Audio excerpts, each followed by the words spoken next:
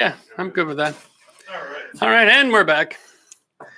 Oh, hey, wow. All of a sudden the lighting worked. That's cool. All right, guys. We're back. Live stream. Hello, hello, hello. I'm sure everything's working fine. We're starting to get a hang of this.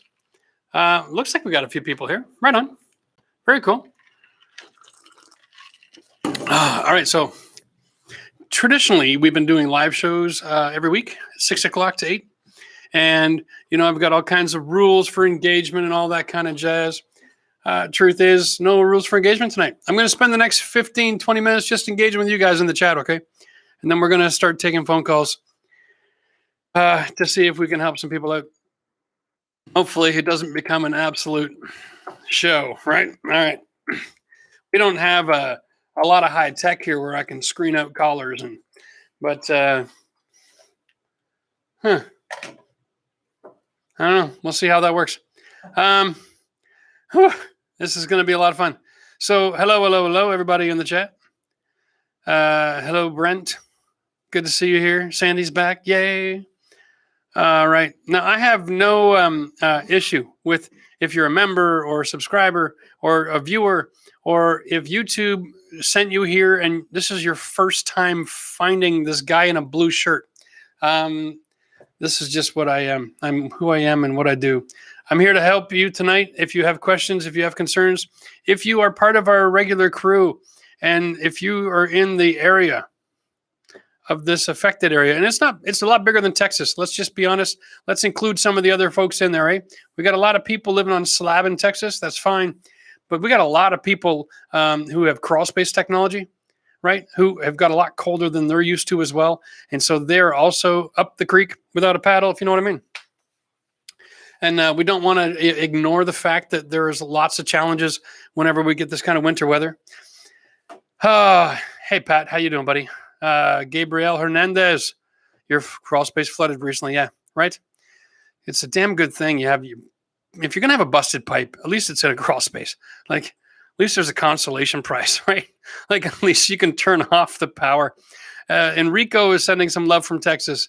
Cheers, buddy. Man, what a mess. You know, I'll put my phone number on the whiteboard at some point here. Yeah, we'll take care of that.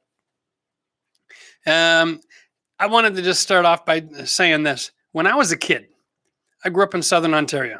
All right. Southern Ontario is how we used to say it. And every year it was cold, like minus 10 on the American scale, like cold, minus 20 on the American scale. And yes, even minus 30 on the American scale, like cold, and dumped a lot of snow. We were used to some pretty serious weather. But you know, back in those days, we used to have a jet stream that was like really chill and relaxed. Like, you know what I mean? Like very Bob Ross jet stream. Like just come across, hit the north, come a little south, and go out east again. And it was gone. It's like, cheers, everybody. It's cold up north and it's nice and warm in the south. And that was life. We didn't have this crazy weather.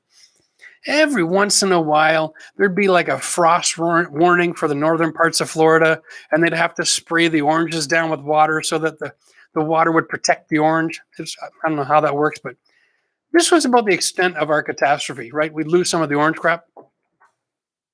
Nowadays, right, the jet stream looks like the crazy uncle, right, on medication at the party. Drinking, like it's just all over the damn place. It doesn't know what left to right means anymore. It's all the way up to the Arctic. It's sucking air all the way down to the Gulf of Mexico. What's up with that, folks? That ain't normal, right? Everything in this whole entire world seems to be more volatile and less predictable. I'm not a philosopher or a theologian, but like we are all going to have to start thinking a little more outside the box when we're building stuff with how we're going to handle situations. Seriously, Sandy, you are adorable. My goodness. All right. My point is this. You know, I've told you before about engineers, right? Engineers construct stuff for 50 years, and they take into account the 50-year weather cycles and these crazy freak storms that happen once every 50 years in their engineering. It's part of their job. And a lot of the assemblies we have for flooring and tile and waterproofing showers and all these other things, A lot of that is built around that 50-year life cycle of crazy weather happening once in a while. More and more and more people are going, is it really necessary to be like that over the top careful about how I'm putting something in? Because like it doesn't even get cold here. Or it doesn't get that hot here. Or we don't get that high of a winds. You can throw all the rules out. From now on, I think I'm just going to make a new policy. I'm building every house I do from now on like as if it needs to be a submarine, right? It needs to be fire resistant. It needs to be wind resistant. It needs to laugh in the face of tornadoes. I don't know what's going on, but there's just no such thing as normal anymore. Normally, yeah, anybody see that video yet? Holy cow. All right. So what we're going to do today is deal with real practical information for folks who are, up the creek without a paddle, right? If your house is frozen out and you haven't had the heat on and it's about to be turned back on or just got turned on or it's getting turned on tomorrow morning, because let's face it, these kinds of events, everyone in the neighborhood, right? All the other states, they send their hydro crews and they come charging in and their first priority is to turn the power on. Electricity is life. What comes with the electricity is the heat system, and heat thaws ice. And if your pipes have been frozen and expanded, and then you're in a lot of trouble. Yeah, Matt, that's a great idea. So that expansion coupled with get the power on, because that's our first priority. No one's running around from the city turning off all the water supply before they turn the power on. Like, has anybody heard that yet? Didn't see anything of that in the news cycle. Didn't see any mayor going, hey, we're going to put all of our workers out to work turning off all the water. Right? Anyway, so congratulations to everybody in the planning world. You've screwed millions of people because you didn't have the brains to turn quarter turn at the street. So now when the heat comes back on, all the houses are going to flood. If you don't know what I'm talking about, you can watch the other live video that we just finished. We're trying to warn people about this. Maybe I'll just go through one more time real quick. 2 days at that kind of cold temperature is enough to make your water turn to ice and expand. And that bursts copper pipes. It bursts poorly installed PEX. It bursts steel. The cities are full of burst water lines all over the place because the installation is so close to the ground. And you have these plastic boxes you have all the shutoff valves in, which don't provide any insulation against the cold. So one of the things you can do moving forward, guys, get some mineral wool. Everyone on the street, one person on the street should just go buy a bag of mineral wool, cut it up into little 16-inch pieces, and just drive down the street and install insulation on top, inside of every lid of everybody's water shutoff. And you'll never have this problem of the water blowing up your connection to the street anyway. At least that'll be protected. And then it will never freeze to the point where you can't turn it off if the weather gets too cold, okay? Like it's like what? Maybe $1 to prevent that problem? Anyway. Yeah. Let's get into some of the comments here, and then I'm going to put the phone number up. Okay. Where are we going here, Matt? You got a good one? Here's a good question. When do you shut off the water when you know extremely cold temperatures are coming? As soon as you lose power or later? Okay. Yeah, so there's the timing here, right? If you're planning on living in the house during the storm and riding it out in your home, which is not a terrible idea, really what your goal is you're going to have no electricity. You don't have a heat source. You don't want to be one of these guys, cooking burgers on the barbecue in the living room, all right? And all the carbon monoxide poisoning that's going on, it's unbelievable. I understand the frustration, the fear, but honestly, you can get through that kind of cold temperatures just by bundling up, right? Move the whole family into one living room, blankets over the windows and door, and all your body heat usually is enough to take care of that mess. Light candles, and you can make that very comfortable and livable, all right? You want to fill up your bathtubs with water because even in cold temperatures, your drain system will still function, okay? The city sewer system will still function, so you don't have to lose the ability to use your toilets. And that's the big issue. So if you have a bathtub full of water, you use cottage rules on the toilet, right? Yeah, if you're not sure, cottage rules means you only flush it if it needs to because it's going to stink. then you can really prolong the use of a 20 or 30 gallons of water over a week of flushing the toilet, right?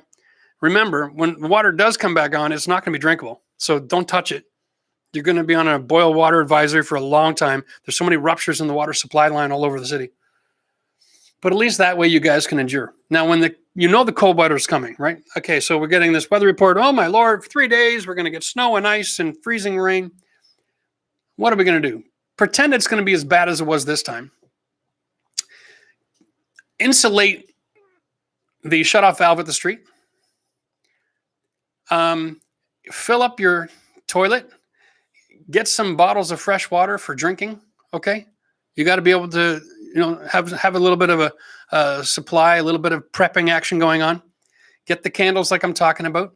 All right, you'd be surprised. Candle can warm a room up by 5 degrees. 2 of them, you're pretty comfortable, right? And there's not enough fumes or toxins coming out of that to make anybody sick. So that's the way to go. Don't use your barbecue. Don't just leave your car running thinking you're heating your house. That's just not going to work. If you live like that, you'll be fine. Water for using the toilets, special drinking water, and you'll be all right to get through all that. You can turn the shutoff valve off as soon as you got your bathtub full, right? If you don't have a bathtub, go to the Home Depot. Get 4 or 5 of those big orange buckets, fill them up with water, and put a lid on it so they don't evaporate. That'll be fine too. But as soon as you turn off the water, now you go back in the house, okay? And then you open up all the water supply lines and you drain everything. Get as much water out of the house as you can. Open up the lowest part in the house. Even if you get some water on the floor, if you have to, get the lines empty, okay? It's so crucial. If you have a hot water tank that's full of water, use that. Empty that hot water tank and use that water to fill up your bathtub. That works too, because you want everything empty, all right? Turn on, if it's an electric tank, turn it off. Give it 6 or 8 hours to relax, and then you can do the tank draining, okay? Use a garden hose attachment on it. But you know what's coming. You know it's going to freeze, so get prepared. Once all the lines are empty, there's nothing in there to expand and burst the pipes, okay? And then when this is over and the hydro's back on and you got your heat back on, you can go out to the street, remove the cover, remove the insulation, give that thing a quarter turn, make the valve and the pipe in line again, and then you've got water supply. Now, you only want to use that water for the purpose of using your toilets again, because you're going to be boil water and that's going to be disgusting. So really want to think ahead. Do I have enough water to get through for, I would say, up to 2 weeks? The bigger the problem, the longer you got to be prepped for, right? So, like, no matter how wonderful it is that we live in a Western society and we're here to help everybody, mobilization and even FEMA, they can trip over their own feet because they tie the wrong shoelace together, and it can be a little frustrating sometimes. I've seen a lot of coverage about, it's a massive ordeal, right? Millions of people. Really? Trucks of water. That's not a quick, easy fix. So having some on hand for yourself is probably the great bet going into it. Now, I am looking to answer some questions in the chat. So let's do that first, and then we'll get to the phones, okay? First of all, let me know in the chat if you want to use the phone. Are you dying to talk to me? If not, we'll just keep talking in the chat. What if the city supply valve is frozen and can't be turned off? Bob, that's a great question. Bob's a member. He's got his hat on. All right. If the city supply line is frozen, it's because it's really freaking cold outside and nobody decided to go around and insulating the valves. You can go and buy yourself a small personal torch, okay? And you can just put the torch to the pipe and you can thaw that out. Generally speaking, that's going to work fine, okay? It might take you 20, 30 minutes, but you can get that wiggled up in no time. Shouldn't be a real big issue. How do you know where the pipes have a leak to know where to cut a hole in the drywall? You don't. And that's the $1 million question, isn't it? So if you have copper pipes, there's 2 kinds of copper on the market, all right? And one's really thin, and that's for residential use, and they sell a lot of that junk at the local box stores. And the other one is more for commercial use, and it's a lot thicker. The thin stuff busts real easy. There can be weak spots in the copper depending on how the torches are used when they're soldering the joints. So there's really no way to know where it's going to happen. Like, your guess is as good as mine. But what you can know is if you open up a faucet and the water's running Hey, yeah, that one's not frozen, right? So you just got to make a list. And you can say, okay, so we have a problem with the shower. It's only cold. I can't get hot water. Bingo. Now you know you've got a hot water supply line to the shower that's frozen somewhere. Usually they're teed off. So if the shower is frozen, but the sink in the same bathroom is working, then it's somewhere between the sink and the shower wall. That's where the leak is. So the easiest way to check for that frozen spot is behind the wall. Usually the shower walls are in a closet. So move the clothes, cut a hole, have a quick look. You can see a break. It's really obvious. And if you don't see a break, it's going to be in the ceiling. Now, if it's in the ceiling, you're going to have to cut a hole. And you won't know where in the ceiling until after you turn the water on and you get a little bit of water coming through. But again, a little bit of water is cosmetic. It's just drywall. You can cut it out. You can let it dry. You can put a fan on it. A couple of days later, you can patch and repair and paint again. No big deal. But if you have enough water coming out that it destroys your flooring and it soaks your house to the bone, you're in a lot of trouble. Carrie is asking me, hey, Jeff, I have a water shutoff valve in my house. Do I need to shut off at the main county supply? Yeah, that's a good question. So not every house has the water shut off to the house at the main, at the street. Some of these houses have got your own interior, okay? If you have a shutoff valve inside the house, turn it off right there. Don't even ask a question. The worst thing that can happen to you then is the water that's in your pipe system is going to find that burst and it's going to travel to that section and you're going to get some of the water through your house. At least then you'll be able to identify the location, cut some holes, get a repair job in there, right? And you're good. And then you can turn the water back on. Not a big deal. Now, getting a plumber, it's a great time for everyone to learn how to do a solder joint. I'm just saying. But that's how it works, right? You can at least identify all these problems. And there is a trick that you can use. If you only have one burst in the house, okay, and it's copper, and you can't get a plumber for 3 or 4 days, but you'd really like to have water to use the bathroom, you can take a pair of pliers and you can crush the line, all right? Cut it off and then just bend the copper back over the crush point, and it actually makes its own seal. And it works pretty darn good. That and some electrical tape, if you can get your hands on it, you probably, even if it is leaking, you can put a pail under it and empty it out every hour or two. It's not going to be the end of the world. And you can at least put water pressure back to the house, make the toilets work. That would be great. All right. We had a drain line freeze and back up. What should we be doing as it warms up? Not using your toilets. Even the drain line froze. Wow. That's maddening.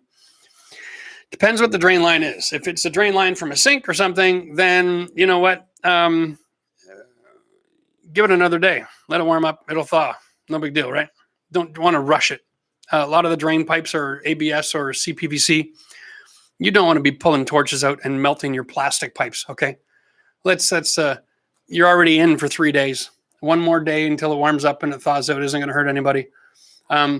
If you want to warm it up faster, you can take a hairdryer out, right? And you can maybe put a wire down the sink and see where's the plug, right? You can use a hairdryer trying to heat up the pipe in the water, little things like that. But try to keep away from using open flame on plastic tubing. That can be a disaster. You can just melt a hole and then you're right back to where you started. You got water leaking from your ceiling. You just had your roof replaced. Did a pipe burst in the attic? Well, if it's leaking, okay, then it's probably a water supply issue. If it leaked, then it might have just been, I don't know. What's the ice on your roof look like? Did you get ice? Because down in the south, you guys don't use membranes and ice and water shield. So if you had snow and ice, then and that sort of thing going on, and you don't have a lot of insulation in your roof, you could actually get a lot of water freezing on your roof and crawling up underneath your shingles. And then when it starts to thaw, it's just going to leak inside your house. So there's that as well. God, what a mess, eh? Okay. Yeah, that's a good point, Conan. Shark bites are great, right? You know what? I brought some stuff. I'm going to pull it out. Matt, can you grab me a copper pipe and the blue hex there? Here we go, guys. I wasn't really all that prepared for this, but so, Yeah, I wish I only had a shorter version of this stuff, but I'm keeping them full length so I can return all this to Home Depot later. Thanks for lending it to me. All right. Oh. Okay, that is absolutely huge. All right. We'll use a little bit. Okay. So here's your 2 water pipe options, guys. We got PEX. I'm going to just go with blue for now. And we got copper. Now, when you buy a shark bite fitting, it's a push and turn fitting. Okay. Now, generally speaking, you can just slide it over the pipe and you can pop it in. Boom. Done. If you buy this piece here, you can actually cut out a piece of burst pipe, which is usually smaller than this, right? Usually about 1 inch or 2 long. And then you can just attach it woohoo, to existing copper. Boom. Okay. Installed. Finished. Not a problem. That's plumbing nowadays. You got to love it.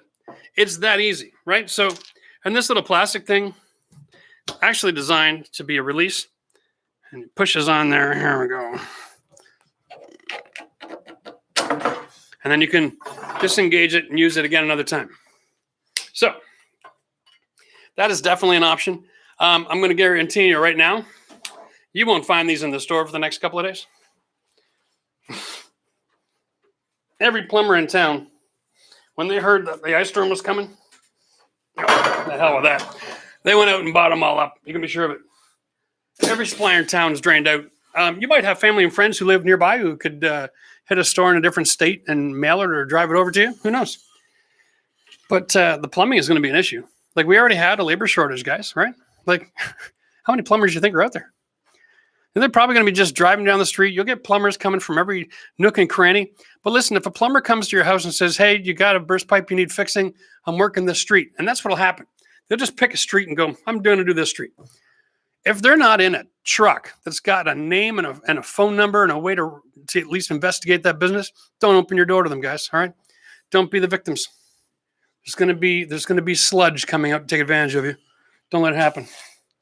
Yeah, sludge. You heard it. Plumbers don't wear ties. No, but if you ask them to turn around and bend over, you can always tell.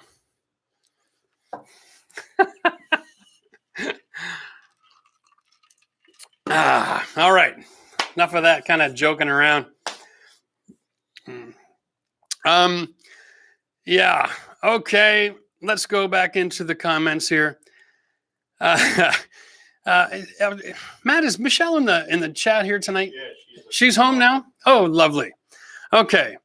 All right, guys. Anybody else got another quick question, or should we just go to the phone and see what people got to say? And I'm kind of in the mood to chat. All right. Yeah, no, it's not beer. I'm just having some ginger ale with a bit of love. Okay. Yeah, you might be able to get plumbing from Amazon. Believe it or not, they're probably going to be able to supply plumbing fittings faster to your region than any other distribution center in the country. So feel free to check that out. You can always use our Amazon link in the video if you need to. Yeah, you can help us out at the same time. Be cool. All right, what the hell? Let's just go crazy. Nobody's even asking to make a phone call. Maybe we don't need to. Maybe we'll just sit here and talk all night in the chat. Hey, oh, hold on. Nemo's here. He's from Texas. Power back on and water finally back on. No breaks. Thank God. No kidding. You put blankets all over the windows early and the house stayed in the 50s. The fireplace actually works. See, that's the difference. It doesn't take a lot of heat source to keep the freezing point at the walls, right? Well done, Nemo. You're the kind of people that are going to get through this just fine. You got to pay attention and plan for disaster because no one else is going to watch it for you. No one else is going to save your bacon out there. Lord knows the mayors of the cities never did anything to save anybody. Never heard anything from nobody about, proper procedure, protocol. Nobody's got an audience. I mean, when's the last time America get out on YouTube and actually get an audience and get a message out? It's unbelievable. All right, so let's get the phone number out. Maybe a Texas iced tea, yeah. Oh, cheers to Tina Michelle. All right, so here's the phone number, guys. Yep, Matt's going to put it up on the list right now. We're going to take a first come, first serve. We're going to keep them short. So if you want to just say something nice to the folks living in Texas. You got friends and family you want to give a shout out. Or if, I don't know what the phone services are like out there. If you want to just say hi to your loved ones and let them know you're okay. Or if you got a question, if you're standing in your living room and it's raining on your head, I want to hear from you. All right. Talk and speaker. And hello, it's Jeff here. Who am I talking to? Hey, Seth. I'm Dale. I live in Texas. I love your videos, and I learn a lot of things from you. Cool, Dale. How are you doing, man? I'm doing well. Thankfully, we've had power back on for a whole 24 hours now. Okay. And actually, I had a question for you, and I don't know if this is within your purview, but you seem to be sort of a jack of all trades. Yeah, I know a couple things about a couple of things. Yeah, we'll give it a shot. No, I mean that in a good way. I was going to say Renaissance man, but I don't know if that's being too generous. But anyway, before the storm came, I shut off the city water going to my house. Yep. And I turned the taps on to all my sinks. And Yes. I'm worried that after it starts to warm up, after it gets a few degrees above zero, that my pipes might have been inadvertently burst while I had the water service off. And I didn't know if that's a thing. I'm not Okay. used to this sort of procedure, and I don't know if you've ever heard of that happening. Yeah. So what you did is you turned off the city water supply to the house, and then you drained all of your water supplies in the house. Yes. Okay. So there may have been a little bit of water left in the line, right? Some of the horizontal lines going through a ceiling or something, or the pipes can be half full, right? When water expands, it doesn't expand to 3 or 4 times its size. So as long as you took all the pressure out of the water line, even if there was a little bit of water in there, the likelihood of it blowing is really low. How many days did you go without power? We were without power for 3 days. And it's on now? Yes, it's on now. Did you turn the water on from the city yet? No, I have not. Okay. Do you have someone else there that you can have one person on the wrench and one person on the phone in the house? Unfortunately, I do not. Okay. So then here's my advice. Are you ready for Are you on a single floor or 2-story? I'm in a single slab on grade. Okay, single slab on grade. So you've got bathroom, sink, laundry, right? Yep. Okay, so minimize. How many of those fixtures have a shutoff valve at the fixture? Your sinks and your toilets for sure, right? Yes. Okay, and then the shower, that's the one that would run all by itself. Presumably so, yes. Okay, so here's what I want you to do. If you turn all the individual shutoff valves off, okay, and then actually open the shower valve for the shower, and then go turn on the water at the city, but not full, just like a half of it, okay? It'll reduce the flow. You can go back into the house, and you can actually listen if the water stops flowing and it pressurizes. Okay. It usually takes about 10 or 15 seconds. So by the time you go from the street back into the house, your house should be pressurized, except for the shower. And the reason you have that open is your safety release valve, so that if there is a busted line, all the water isn't going to go to that one location. And you can just do a quick jog through the house and make sure that there was no water leaking anywhere else. Go turn off the shower, listen to hear it pressurize. And if it's not pressurizing, you'll be able to hear water moving somewhere. All right. And then you can run back out to the street and shut it off. Or I would grab a neighbor and get an extra phone going on so that you can be in the house with everything off and they can be on the valve. And then you can listen for that 10 seconds to hear if everything pressurizes. It makes that little rushing noise, right? And then once it pressurizes, it goes and it gets quiet. And as long as it gets quiet, you know you're good. Okay. That's what I'm listening for. I'm just listening for like a brief rush, kind of like it's telling a secret. Like and it's going to freak you out for 10 or 15 seconds because as the water pressurizes, it's the same sound as a burst pipe. Okay. All right? So you got to bite the bullet for those 10 or 15 seconds. And then if you hear it pressurized, then you're okay. If after 15 seconds it doesn't pressurize, just call out to turn off the water and then do a walkthrough and look for actual physical evidence of water leaking somewhere. Okay? But that kind of water isn't going to cause major long-term damage. It's going to be irritating. You might have to dry out some drywall or replace a little bit of something, mop up a floor or something. But you can throw a fan on a mess like that and you'll be fine. You won't have to replace your walls. Okay? It's only maybe a Thank you very gallon much. and a half. I appreciate the info, and I appreciate everything you do, man. God bless you. Thank Okay, you. buddy. Thanks for the call. All right. Bye-bye. There we go. Hey, our nation is amazing. The DIY Reno Nation. All right, guys, we're going to do this all day long. Looks like. Here we go. All right. Hey, it's Jeff on the phone here. Who do I got talking to me? Hello, I'm Lady D. I love your channel. I look at it and have used a lot of your suggestions. My question is, Shoot. I actually have two. The first question is, up in my attic, I have a lot of, our pipes and things that are up in the attic, and Yeah. they use PVC to, for those that I don't have the copper. Okay. Is it okay for me to, or should I be putting like the foam insulation around the pipes, or should I just leave it alone? It doesn't need it. Okay, so are you talking about like for protecting yourself for the next time this might happen? Correct. Okay. Because it happened once, it's very possible it can happen again. That is the truth. Now, what you really need to reconsider is, why are we putting water supply lines above a finished ceiling in a house? Because it's convenient, and you probably have your air conditioning system up there too, correct? Well, no, the air conditioning unit is outside. The heat, Oh, is it? The heating unit is upstairs. Okay. In the attic. Okay. And so you got. I'm not from Texas. I'm from Ohio, but I guess that's how they do it here. Yeah, so they do it different in Ohio. They would run it through the basement and up the walls to the fixtures, but down there, it's so much easier running across the ceiling and down to the fixtures. Now, they might have to rethink their method of operation here. I would suggest that moving forward, it would be better to have insulation on top of the water supply instead of the water supply above the insulation. So, yeah, I mean, there's only so much you can do.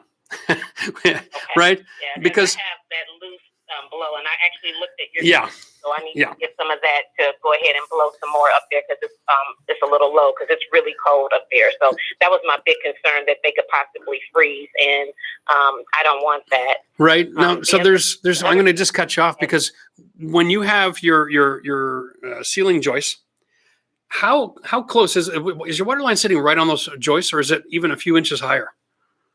It's a few inches higher than the joist. Wow. See, here's your problem. You're going to have insulation underneath and on top. Right. And so you've actually separated your water supply from the heat source in this kind of weather. And you've exposed it to the cold air in the attic. And even if you insulate now, you still don't have a heat source getting to the water line. Yeah. So because it's insulated against the house. Insulation up there, so that will that kind of combat some of that? No, it won't do a darn thing. Because if you lose power, you don't have a heat source in the house. So there's no very true. There's no way to light candles and maintain like 45 or 50 degrees and keep the plumbing warm enough not to freeze, because it's got a foot of insulation between that kind of temperature and the water line. So you're probably darned if you do and darned if you don't. The only thing you could do is, there are heating coils that plumbers can wrap on plumbing pipes, but those only work with electrical charge. So you're going to have to take a look at finding some sort of, solar power, even on a small amount, so that you can at least keep, the best plan, to be honest with you, is make sure your water is always running. Okay, yeah, this is great advice for people, okay? If this ever happens again, it doesn't have to move very fast, but moving water, okay, does not freeze. Gotcha. It's just like from the Titanic movie, right? The water was really, really cold. It was like -6 at the ocean, but it wasn't frozen. Yeah, that makes sense. All right. So as long as you keep the water moving, then that's the best protection you got. Okay. Aside from changing all of your mechanical system. Yeah.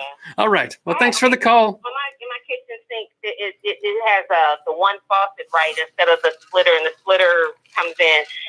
When I turned it all the way back to hot, nothing was coming out. Yep. But when I moved it slowly up towards the cold, then the cold, it was running.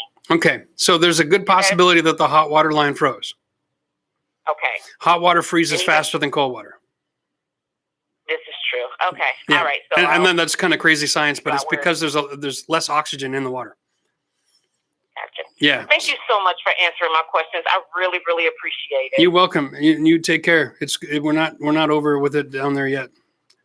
You guys got a road to hoe, eh? That water and Yeah. I kept my freezers full, so we're good. That's all right. Well, I think the whole country, if not the whole world, is thinking about you, and we're gonna keep paying attention for opportunities we can do to jump in and help out. So we'll just leave you with that. This has really been helpful. I really, really appreciate it. All right, darling. Cheers. You take care. You too. Thanks. Bye-bye. Oh, man, we got the greatest people watching this show. Isn't that awesome? All right. Somebody block the guy with the attitude on the chat there, please. We don't need any political crap going on. Hello, it's Jeff from Home Renovision. Who am I talking to? Hey, Jeff. This is Frank. We're down here in Austin, Texas. Oh, you're down in Austin. Nice. Yep. How are things down in Austin right now? Fortunately, I was able to have electricity, but boiling water. But we had another situation with ice dams. Yeah, I was wondering about that. So you've got ice that's crawled up underneath your shingles, and you got some water coming through your roof? Yeah, I believe so. We discovered a small leak in the dining room area, and we're concerned there's no pipes there because we were able to get some photos of the framing when the house was being built. Yeah, okay. So I did get on the roof and try to remove as much ice and snow as possible from the roof, but it's still... I guess my question now is, how much damage, are we considering, mold damage or replacing drywall? And okay, this is a great call. I'm glad you asked this question. So I'm going to just dive in here and give you all the information you need here. Ready? Don't be too concerned. A little bit of ice damming, all right? It crawls right up underneath the shingle right away because you guys don't have the method of putting ice and water shield membrane on your roof. Okay, because you don't have this problem. So when they're doing roofing down in Texas, they just stick that stuff on and they don't worry about the ice water shield. So now you've got maybe, I don't know what you got, 6 or 8, 10 inches, maybe a foot or two of ice up there. Yeah, so it's not too dramatic. Like from where I am, we can get 4 or 6 feet of ice and it's a foot thick at the east trough. That's a lot of ice, right? But for you, that much ice, even when it starts to thaw out, if let's say 20% of that water made its way into the house, okay? The drywall is going to absorb it. The insulation in the attic is going to absorb it, right? The framing of the house is going to absorb it. And then it's going to really gradually start to release it back into the atmosphere in terms of relative humidity. Okay? So the secret here is this. If you have drywall and you see water stains on it, all right, grab a fan, point it up at the ceiling, and don't worry about it, okay? Once the drywall is all dry, okay, then you can assess the damage. And in most cases, if you just prime the ceiling with a flat oil primer sealer, like an oil-based Kills, okay, or a odorless Zinsser product, which is more of a shellac base, then you can just paint your ceiling right over top of that after it's dried. And you'll never have another issue. Okay, so if you have any peeling of drywall tape or texture issues, it's all cosmetic, all right? A little bit of water is going to dry out and it won't develop a major mold problem. Mold doesn't grow that fast. Okay? I'm not a big fan of people getting on ladders and trying to knock the ice off the roof, because usually what you do is you'll end up putting at least one hole in your roof, and every time it rains, you're going to have water come in. And that little bit of rain is going to cause you a mold problem. I see. Because you'll get rain a lot more often over the course of a year, and you might not even see it proliferate in your drywall stain. Okay? And I always say, I would rather have to replace the ceiling than go through the rest of my life without my legs. Just stay off the damn ladder, all right? Do yourself a favor. We got enough tragedy going on already. The minute we let water make us do irrational things, it's just not worth it. Okay? That makes sense. All right. Is there any concern if that part of the ceiling has very little airflow, like it will still dry out? Yeah, it'll still dry out. It just takes longer, right? So if you got access to get up there with the fan once the power's on and everything else, and you just want to get air moving and throw a little fan in there, then that's a great idea, right? I see. Or even while it's cool, if you leave the attic hatch open and let the hot air from the house escape, melt the ice faster, but let that dry, warm air come up into the attic, and it'll create its own draft and venting situation, and it'll help dry the house out faster. It costs a few more bucks from the heating bill, but at this point, it could be a heating bill or a painting bill or a drywall crew or who knows, right? Just don't fall off a ladder over it. Yeah, makes sense. All right, my friend. You take care, and all the best to you. Cheers. Wow, this is awesome. I didn't even know I was going to talk about people. Don't get up on a ladder with an axe or a hatchet. All right? It's just a little bit of ice. It's just a little bit. I know it's a lot if you've never had it, but it's just a little bit. Okay. Hello, it's Jeff from Home Renovision. Who am I talking to? Hey, how's it going? I have a question. Dude, go right ahead. Every single time I flush the toilet, my TV turns on. And also, every single time I turn on your screen, my dick gets hard. Yep, and we knew that was going to happen. You know, when people don't even want to tell you their name, it's just a good sign that they're a jerk. All right, so moving on. Don't bother calling if you're going to be an idiot. I mean, like... all right, we'll try that again. Hello, Jeff from Home Renovision. Who's on the phone? Hey, Jeff, it's Gabe Hernandez. I was in the chat a little bit ago. Dude, yeah, no, you're like a member. Yeah, kind of. See, this is the kind of phone call I've been looking for, because that last guy was just like, what's the point? You're the jerk. Like, I don't, yeah, people do crazy things for attention. And it's a silly thing. He didn't even give me his name. So how does he get any street cred? I don't know. All right. What can we do for you, my friend? So, cheers from Kansas. We got blasted pretty good this year, too. Yeah, and they don't seem to get the right kind of news coverage.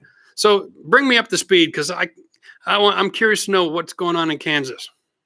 So, in my locality, so I recently, probably about 2 years ago, I bought a house that's over 100 years old. Okay. I was glutton for punishment, eh? Get into it because I saw your farmhouse and your old foundation. Oh, you're going to blame me for this brilliant idea. I love it. I gotta blame somebody. That's great. Okay, so what's going on? You got a what? Describe your house for me first of all. 100 years old. Is it post and beam, or do you guys have a solid stone foundation and a basement? What's going on? No, post and beam, crawl space. Crawl space is actually about 8. We've got about an 8-foot ceiling in a crawl space, so it's basically a basement with dirt floors. Yeah. Okay.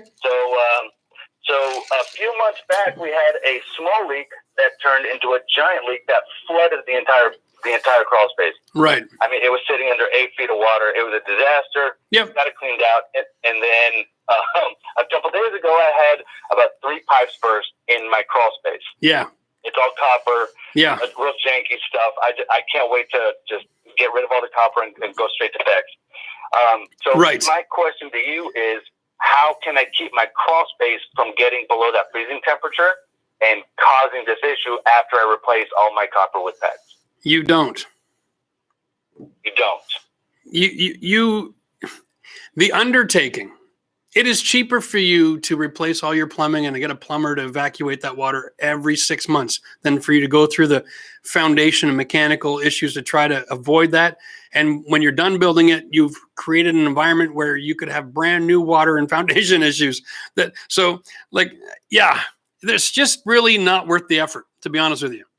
Once you go to PEX, you are going to, here's an analogy, okay? You're going to stop going to work on a dirt road on a bicycle with trucks driving by, which is the way your plumbing is now, and you're going to be in a car with windshield washer fluid. You know what I mean? Like that's such a dramatic change. If you go to Uponor PEX when you do this system, it's an expandable fittings. Okay, I haven't shown this on my channel yet, but we're going to be using that system soon. It's like the premier, the Mac Daddy of PEX plumbing. Okay. Well, I've seen a couple other creators take PEX, put caps on the ends, and stick them in a deep freeze for a week, and none of the PEX parts failed. So that's what won me over. Yeah, and I know who you're talking about, and Matt Risinger, he's done a couple of videos on this, and he's shown the building science on it, and that's awesome. I can't take an experiment like that and say it's going to be applied to every situation, because There's a couple of different kinds of rings. There's lots of different people who set the tools at different tensions and all kinds of other potential issues, right? So it's not a fail-safe, but PEX does have the ability to expand when it's frozen and then reform its condition after the ice thaws. This is why the Uponor PEX is such a great idea, because you're actually expanding the pipe and the fitting to create the joint in the first place. So you're mimicking the same kind of expansion pressure you're going to get during freezing conditions as part of the installation. That's how much they can believe in that system, right? So if you're going to do it, don't mix too many products, right? Because all the other crimping systems require metal, where the Uponor PEX is Uponor PEX to Uponor PEX fittings to Uponor PEX.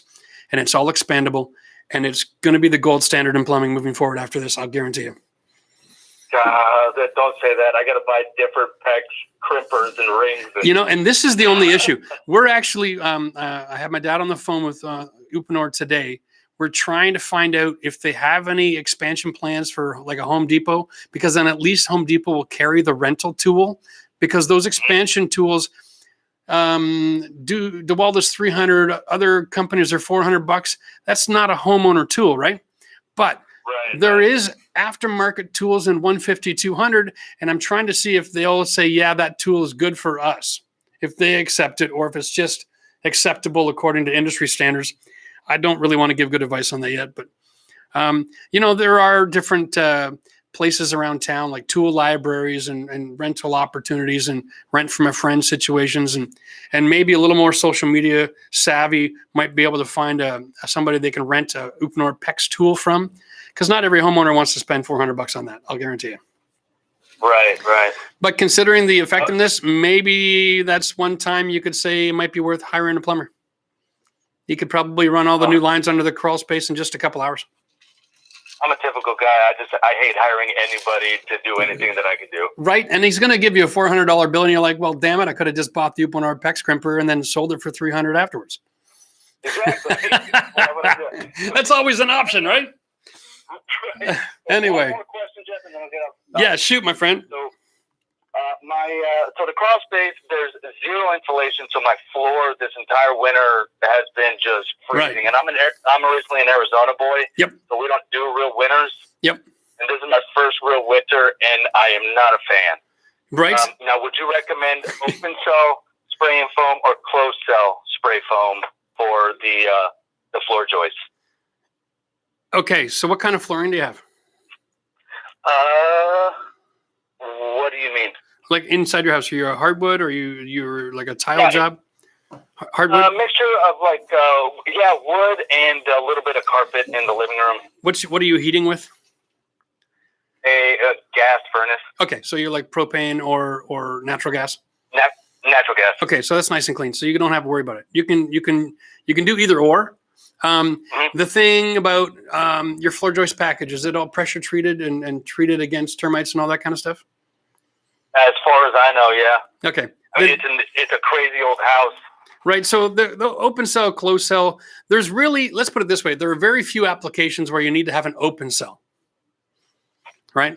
And there are almost don't even know of any situations where using closed cell is a bad thing. Because all it means is it's also a vapor barrier. Right. Okay.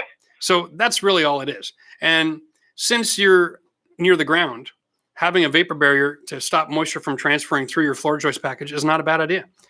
The other option, if you wanted to do more of a like a DIY approach, right? Then you can also go with like a mineral wool and just a pressure treated plywood and cover it all up so that the mice don't get at it and make nests.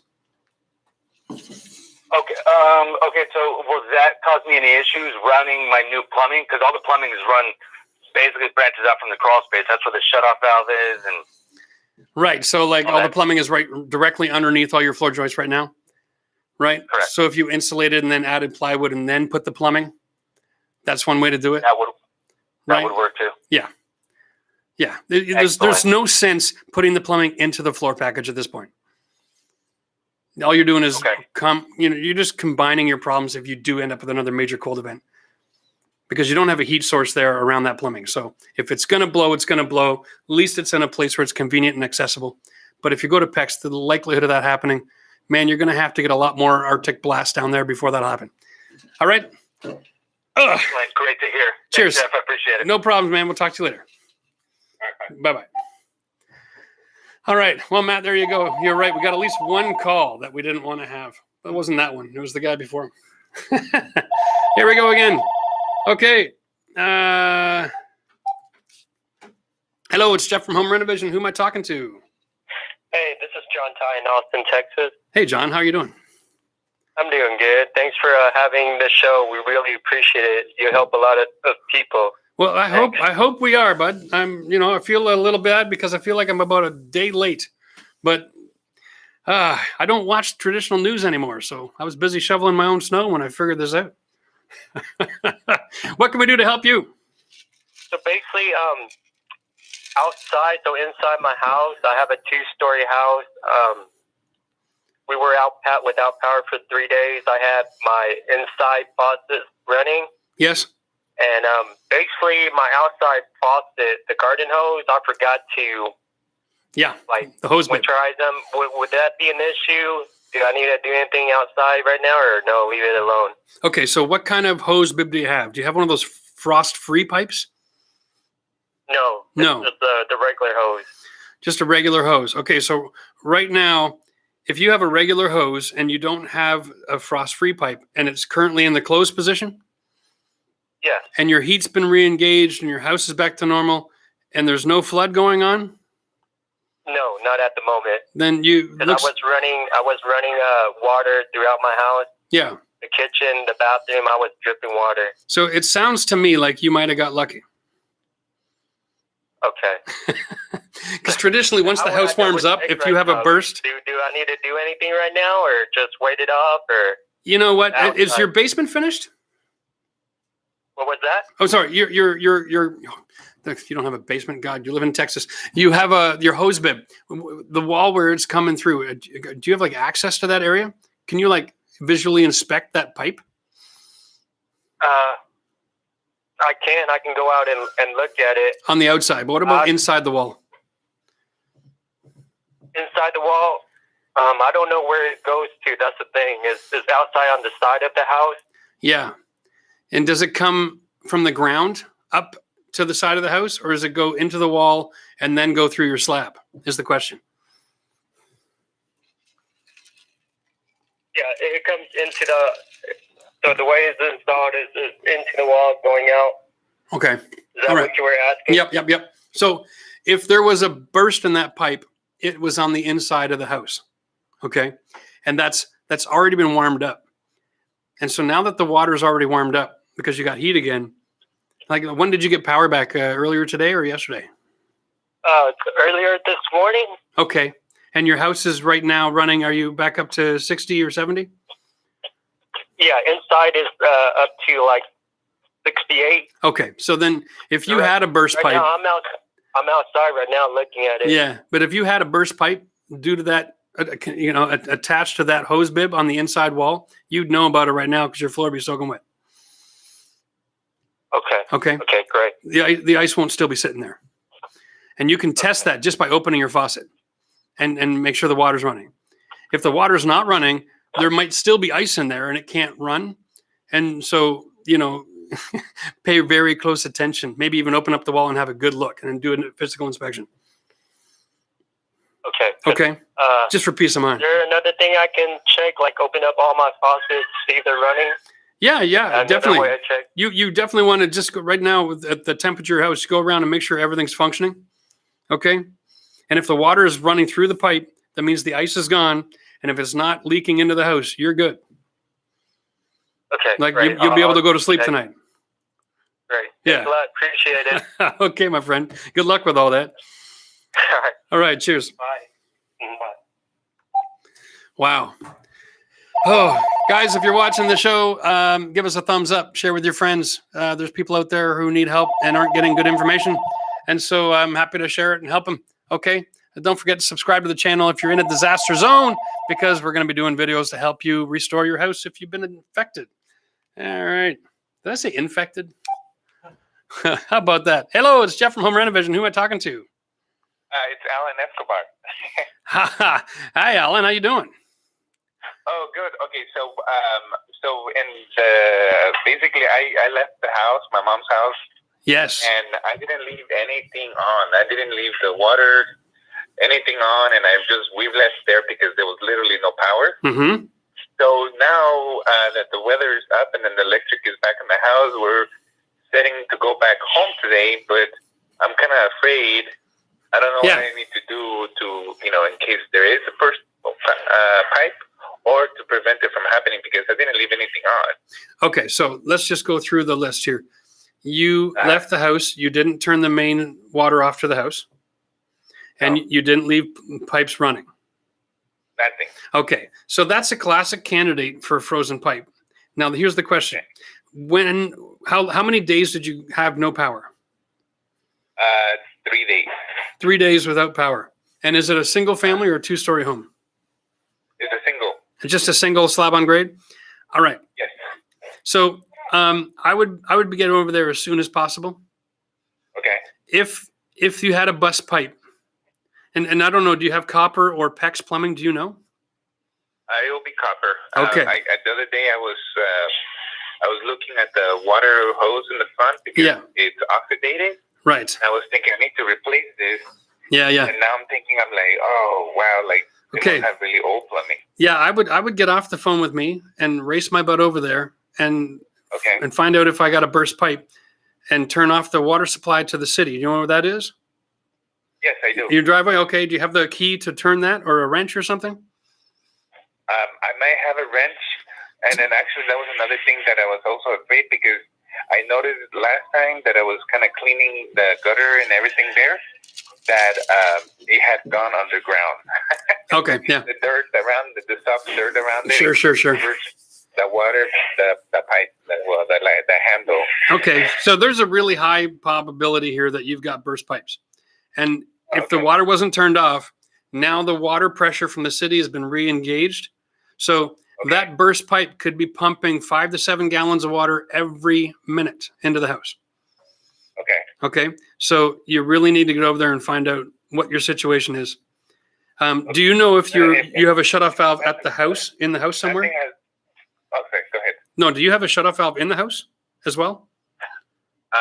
Not inside the house, because that's what I was thinking to do the other day, to be able to replace that rusted water hose one. Mm-hmm.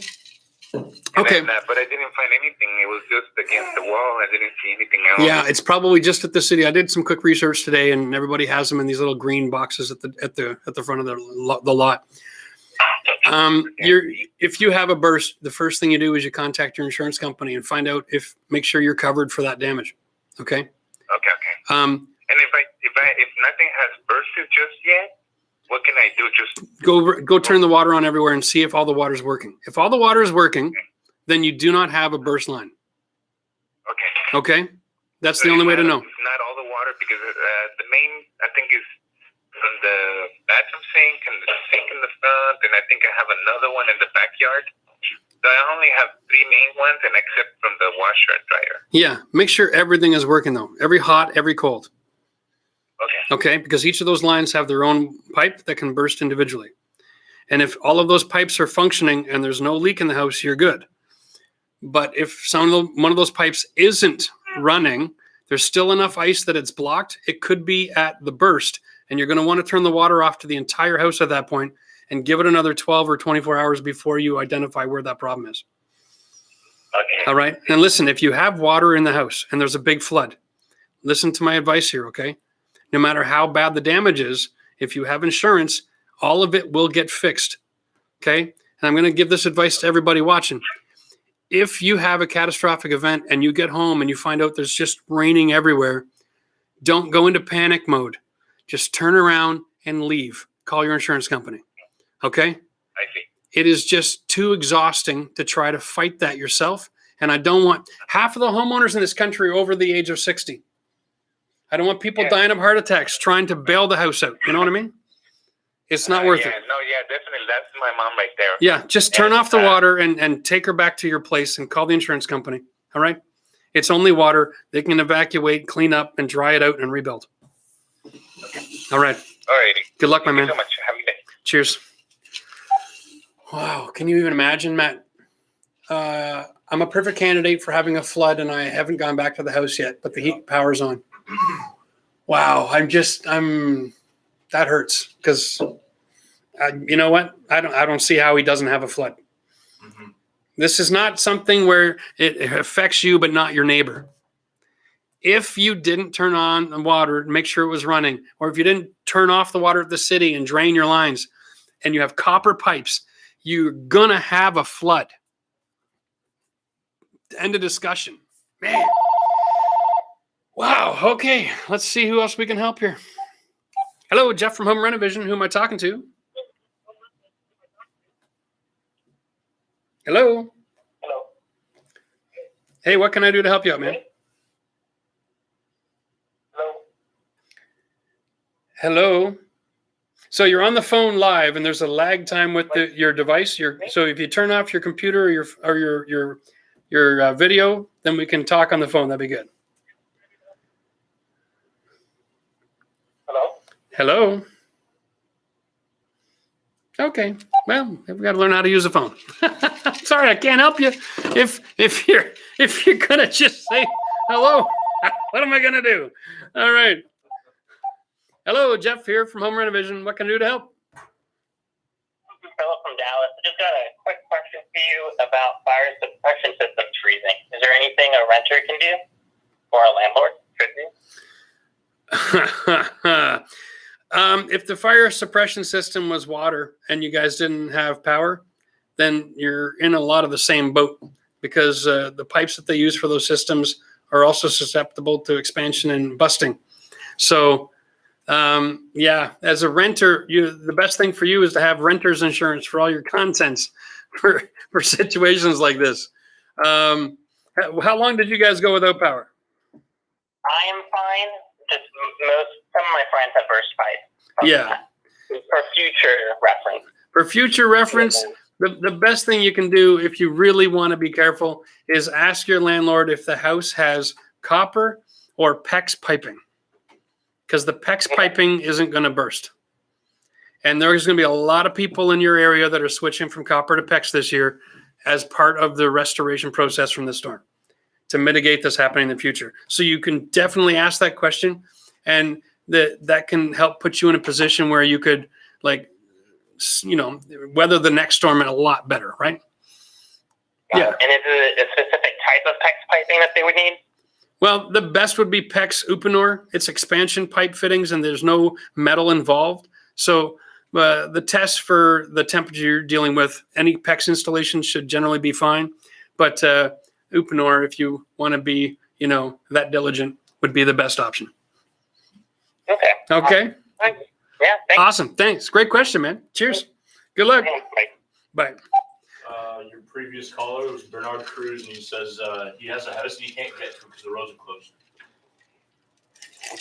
Mm-hmm. Okay. Bernard, like I said, it's a disaster. We call it that for a reason, right? If the house is flooding and it's continuing to flood, and you can't get to it and you're expecting a problem, you could put in a call to the city, see if they have a response unit that can go and turn the water main off. I don't know if they're doing that as part of the precaution already, if they're going door to door maybe, but at least put in a call and see if you can get that done, or contact one of the neighbors and see if they can do it for you. Remember the valve, hang on 1 second. Hi, it's Jeff. 1 second. I'm just answering a quick question on a comment here. Sorry. The valve the pipe goes into the house. The valve is in parallel. It's on. So you can have a neighbor check at least. If it's perpendicular, somebody's turned off the water, and then at least you know the problem's not getting any worse. Cheers, man. All right. Sorry to do that to you. What's your name? Hey, Jeff. I'm Joe here in Houston, Texas. Joe in Houston, Texas. Yeah. It's very nice to meet you in person, sir.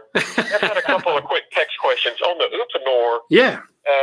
is the PEX tubing itself, like, is PEX A the same thing as Uponor brand? Can you use any PEX tubing as long as you use the Uponor fittings? No, it's pretty product specific.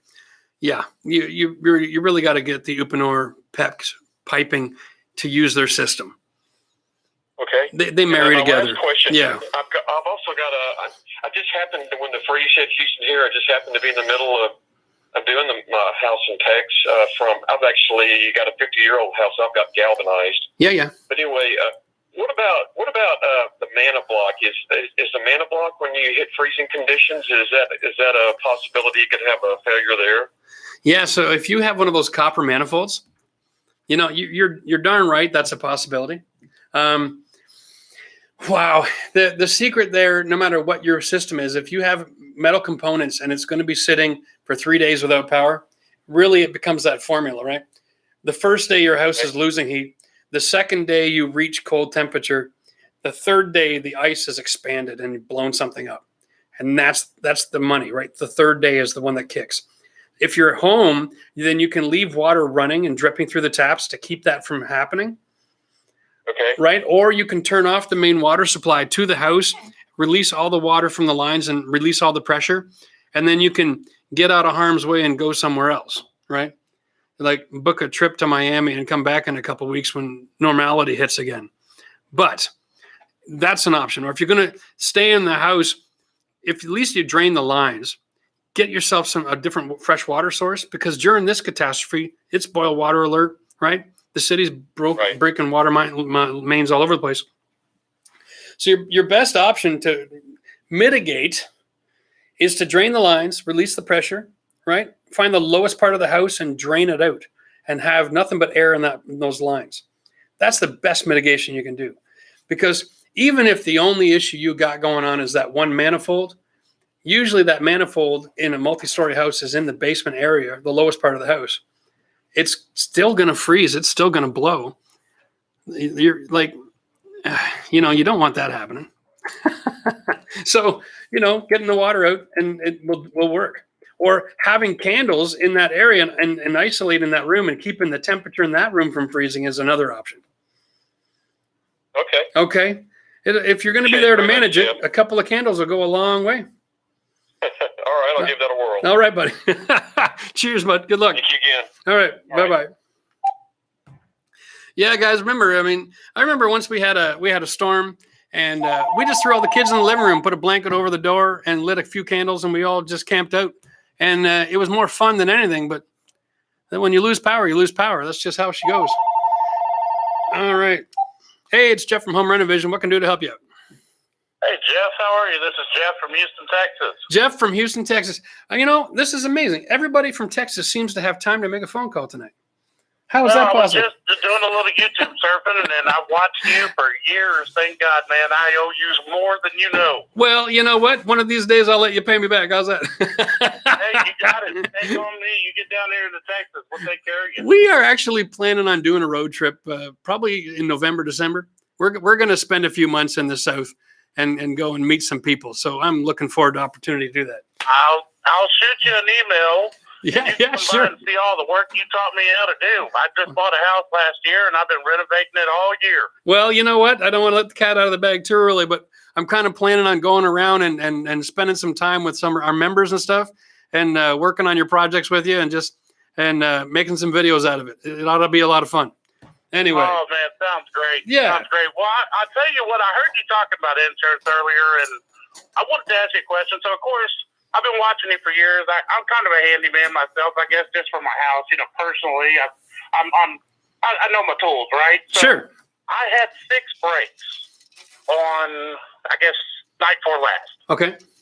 So I ran through the house. I had some half bits. I had some couplings. I had some sharp bike connectors, and I ran through the house and basically installed everything. I replaced a couple of sections. I got everything repaired, but I do have a lot of insulation, sheetrock. I've got holes all through my house now. How does the insurance company react when you've done all these repairs already? Okay, so there's 2 sides to the insurance equation. One is the remediation, and that's a fancy word for showing up and doing everything you just did. The other half to remediation is proper drying out of the structure. How much water got into your house? So we had, like I said, multiple breaks, but I was luckily in the house when I heard the first one. Okay. So I cut the water to the main pretty quick. I bet you did. Probably about, it's a small house, 1,400 square foot, but I easily 400 square foot of it got sprayed all through the attic. Yeah, so this is attic breaks, eh? Attic copper. Yeah, gotta love that. Oh my God. Okay, so this is going to be a very common scenario. So you're going to have a lot of insulation that got soaking wet. Is it blown cellulose? No, it's laid in, and I've got bags of it here in front of me. It's just a laid in fiberglass. Okay. Insulation. So what happens when the fiberglass gets wet is it compacts. Yes. And when it dries out, it doesn't expand back to its original shape. Gotcha. So that insulation is going to need to be replaced. Yep. And I do have some water spurts already starting to show through, some discoloration in some of the rooms. Yeah, so here's actually your best plan. Was real wet. If you get all that wet insulation out of the attic, then I did. I pulled all that I could reach. My attic's a little difficult to get into, so I get it. Pulled everything I could get to. And so what it'll do is that'll help everything to dry out because that insulation will just hold the water against the drywall, right? Gotcha. But so if you can get the insulation out and get the wet material out of the area, then everything has a chance to dry out.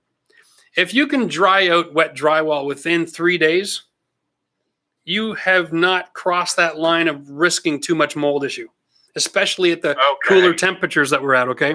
Because the mold really proliferates in hot temperature. So this time of year, lots of fans, right? If you're concerned at all about water in a wall cavity, you can take the baseboard off, drill holes where the baseboard was to expose the wall cavity just to help everything dry.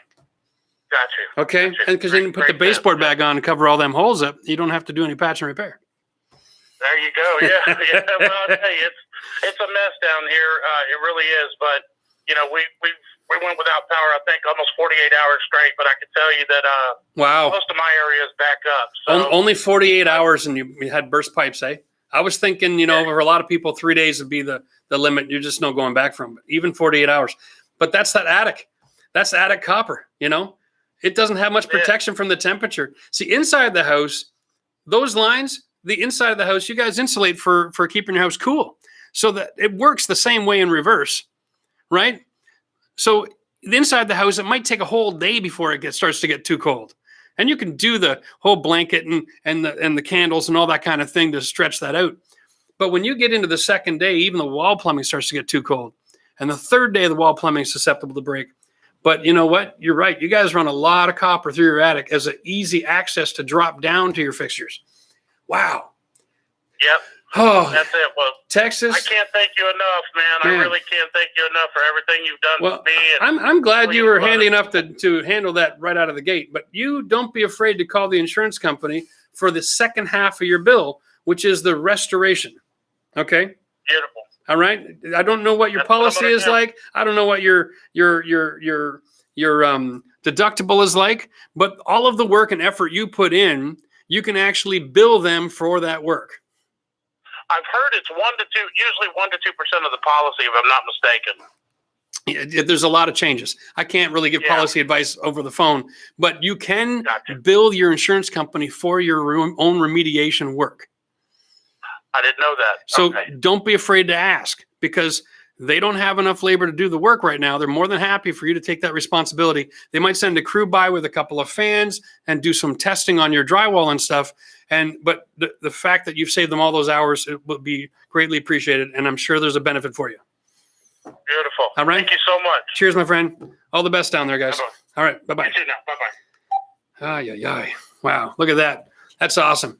He's gotten handy over the last few years and managed to mitigate his own mess. Off of videos. Freaking awesome. Because, if you turn off the water supply to the house, guys, what are you going to have? 3 or 5 gallons of water? Well, hell, my kids used to get more water than that knocked out of a tub every Friday night. I mean, oh. Hey, it's Jeff from Home Renovision. If you can turn off the other device there, we can have a phone call. Appreciate it, bud.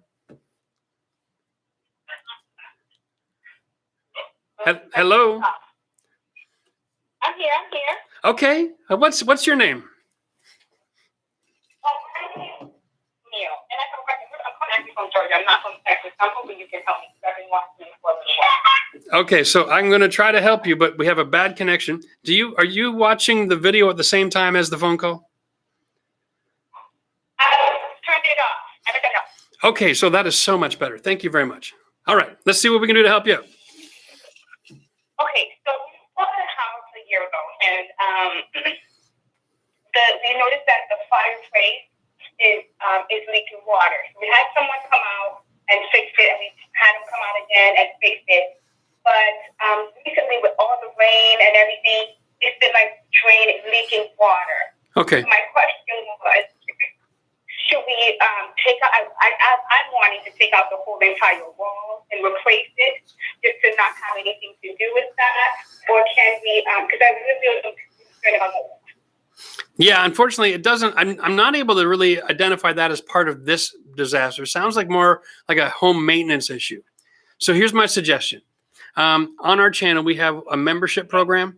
And if you were to hit the join button and become a member today, then go onto our homepage and get information. We have a forum. It's like a special place where you can go and ask questions and send in pictures, and then we can have a conversation, and then I can help you from there. Okay, but it's just really hard for me to troubleshoot over a phone like that. Not a problem. I can do that. Okay. I can do that. Well, it's only $4.99 a month, so I'd be happy to give you a hand. And if I had some pictures in front of me, I'm sure we could be able to sort something out. Okay, great. All right. Thank you so much, Mr. Jeff. All the best to you. We'll talk to you later. Bye-bye. Yeah, don't forget, guys, right? Make sure you like the video. Hit the like button right now. Begging for likes. Hey, it's Jeff from Home Renovision. Who am I talking to? Hello, this is Ivory from Houston, Texas. Ivory from Houston, Texas. Wow. It's amazing. All of Texas has my phone number tonight. How are you doing, my friend? I'm doing good. How about yourself? You know, I'm actually loving where I am right now. I'm feeling a little down. I felt like I missed the ball here. I should have been doing this yesterday, but I got a little busy digging myself out of 3 feet of snow myself. So I don't really watch a lot of news, so I'm just totally clueless until I got a phone call from a friend of mine who lives out in Texas and let me know what was going on. And I was just blown away. So we changed all our plans, and now we're doing this to see if we can help people out. What's going on in your life we can help you with? Okay, thank you for your help. And we have a 2-story house, and I came downstairs and I had a leak. I saw a stain on the ceiling. Mm-hmm. So I went ahead and I touched it, and it was really soft to the touch. So I cut the drywall out. Yep. And let the water drip right out. Okay. And it's a PVC pipe, and it's leaking at the joint, and it's a real small. Okay. Just very small, and I was wanting to know, how could I patch that up? Is there a way I could patch it up without cutting it out? And Well, yeah, you can do some temporary stuff, right? Okay. Like, man, hardware stores are not going to be very well supplied right now. But if it's just a small drip, one of the things you can do is, now you got the drywall open, just put a pail under it on the floor. That's what I have. Good old fashioned, or some pots from the kitchen, right? Now, for sealing it up, when you go to the hardware store, you got options. They actually sell the primer and the adhesive, the glue. And sometimes, if it's just a small crack, you can glue it to fix it, but you've got to turn the water off and drain the lines and get it dry first, right? Okay. There's also a tape that you can buy. It expands and it seals up against water pressure. Now, that's a very temporary fix, but if they have any of the tape available, that'll do the job. They also have they have like an epoxy pencil. It's about the same thickness as my marker I'm showing on the screen right now. And it's if you take a chunk of that and just roll it up like Play-Doh, make a long snake, you can wrap it around that crack and pinch it all together. And after about 5 or 10 minutes, it seals up the leak. Okay, so those are other options. Outside of that, of course, is just easy enough to cut and install another piece of pipe with 2 couplings, right? Okay. But yeah, I mean, there's a couple of real quick, simple, temporary fixes, but for long term, you're best to just cut it out and reinstall, right? Okay, that's long. Before I seal the hole up, I need to do it. You got to do a long term fix. Yeah, you got to cut a new piece of pipe, 2 couplings, and get all that reattached with it dry and clean, and then start from scratch. Yeah, and then test the water, make sure it's pressurized and not leaking again, of course. Okay. Yeah. But All right. I need to dry out the line before I do any tape or anything. I need to turn the water off. You want to turn the water off, drain the line, cut the pipe out, grab a hair dryer, just dry up the ends, and then go ahead and use the glue and get that all sealed up. Yeah, you'll be good to go. I don't have any CPVC videos on my channel, but I am sure somewhere down in the South, somebody's done a how-to video on CPVC. Maybe check on the This Old House channel. If you go on the YouTube channel and go to their homepage, there's a search icon, like a magnifying glass. You can type in specific section materials like that. And if they have a video on it, it'll pop up right away, and then you'll be able to know how to do that. Okay. Okay. Right. Yeah. So good luck with that. I don't have all the answers yet, but I'm more than happy to show you where to go to get them. All right. Thanks for your help. Good luck with it. All right. Cheers, man. Bye-bye. Wow. Yeah, I'm pretty sure This Old House has done some CPVC work. If you got that in your house, I'm sure they got an answer for you. All right. Okay. Hello, Jeff here from Home Renovision. Who am I talking to? Hi, this is Keith in San Antonio, Texas. Keith in Texas. How are things in your neck of the woods down there, Keith? It's still snowing somehow. It's somehow it's like God took a long vacation or something, right? What is going on? You still got snow. From what I understand, this is like the last day of this mess, and it starts to get warmer again.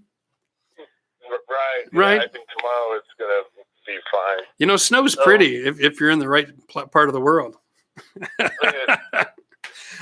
beautiful. Yeah. So what's going on in your house? Did you have any damage? Do you have any questions? Need some help? Well, I don't know yet, but we had one in our laundry room, which is colder than the rest of our house. Yeah. The utility sink or whatever you call it, basin in there stopped flowing at one point. Okay. Is that the hot or the cold or both? Both. Okay. And so today started going again. And so I'm just, if there was going to be damage, would I know? Okay. So yeah, this is the $1 million question, right? When you have a water burst, you know, because you turn on that faucet. As soon as the ice thaws, it starts leaking. It doesn't matter if the faucet's open or closed. Okay. So if it's not leaking and the water's not coming out from behind the wall or something, you're okay. Okay. And then really it all comes down to, you know, it's one thing to get snow and have cold, but it's nothing not to have hydro. Man, did you guys have hydro? Have what? Did you have the hydro working? Did you have the power? Oh yeah. We got lucky. Okay. We're on a circuit hospital or something. That's what they told us. So okay. So you guys didn't lose the power. So you just had a cold room and you were concerned, eh? Yeah. Yeah. You know what? It takes, it has to go not just 0 or a little below 0. You know, you can get ice in a pipe and it won't hurt it. It's when the ice gets to a certain temperature, kind of like halfway between -6 and 32. Like somewhere down there, there's a point where it crosses, starts to grow, and that's what breaks the pipe. Right. So if it was just cold, but not too cold, then that would make sense. And so I don't think you got anything to worry about. Okay. All right. So go to sleep tonight and don't let that bother you. Okay. I have a non-ice question for you, if that's okay. If it's real quick and sort of related, I'll let it slide. Okay, How's so that? I learned I'm replacing some tape that might be related to someone, some tape in a corner in one of our rooms. Sure. And I've watched a lot of your videos. A problem I have is when I run the knife along it, Yep. it's rubbing along the textured wall and hopping along, you know, so I can't get a smooth. Yeah. Yeah. I totally get it. Yeah. Use a lot of mud. You know what I would do is I would go from the one side that you're working on. All right. I would take a 4-inch knife and I would fill up the other side of the corner on the textured wall. And then when you're spraying your new texture on, you know, you're going to blend over into the new wall anyway. Right. Just a little bit. And then you're going to paint the whole room. There's no way you can just work into a corner and that's it. Every step, right?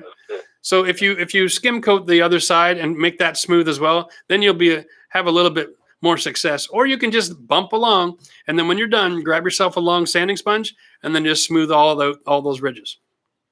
Okay. That's an option too. All right. All right. Listen, we're going to do some restoration videos for everybody who has to fix their house up. And I'm sure that'll be of great help to everybody.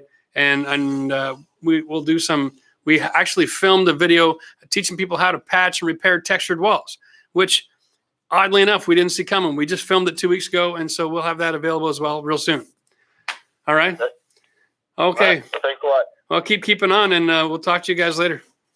Cheers. Thanks for the call. Wow. Yeah. Textured wall down there in Texas too. So every time you got to patch and repair your drywall, you've got to do a new orange peel or new knockdown texture. Wow. That's amazing. So, What's up with this? I just call it power. yeah. Hydro's a Canadian term. Hydroelectric is a Canadian thing?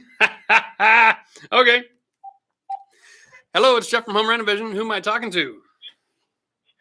Hello, Chief. My name is Kennedy. I'm calling actually Somalia. I just want to say hi. I just want to show you how far your video reads and how we appreciate it here, your videos. Well, Kennedy, thanks a lot for calling from Somalia.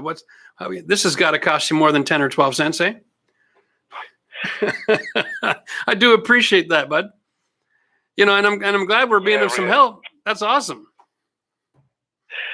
Yeah, you really. Thank you very much. You're a really great guy. I watch your videos. I tried to register, but actually we don't have a system to register your network. The membership. Yeah. You know, we'll work on that over time. We'd like to be able to help people all around the world, but you know, I do appreciate you for giving us a call.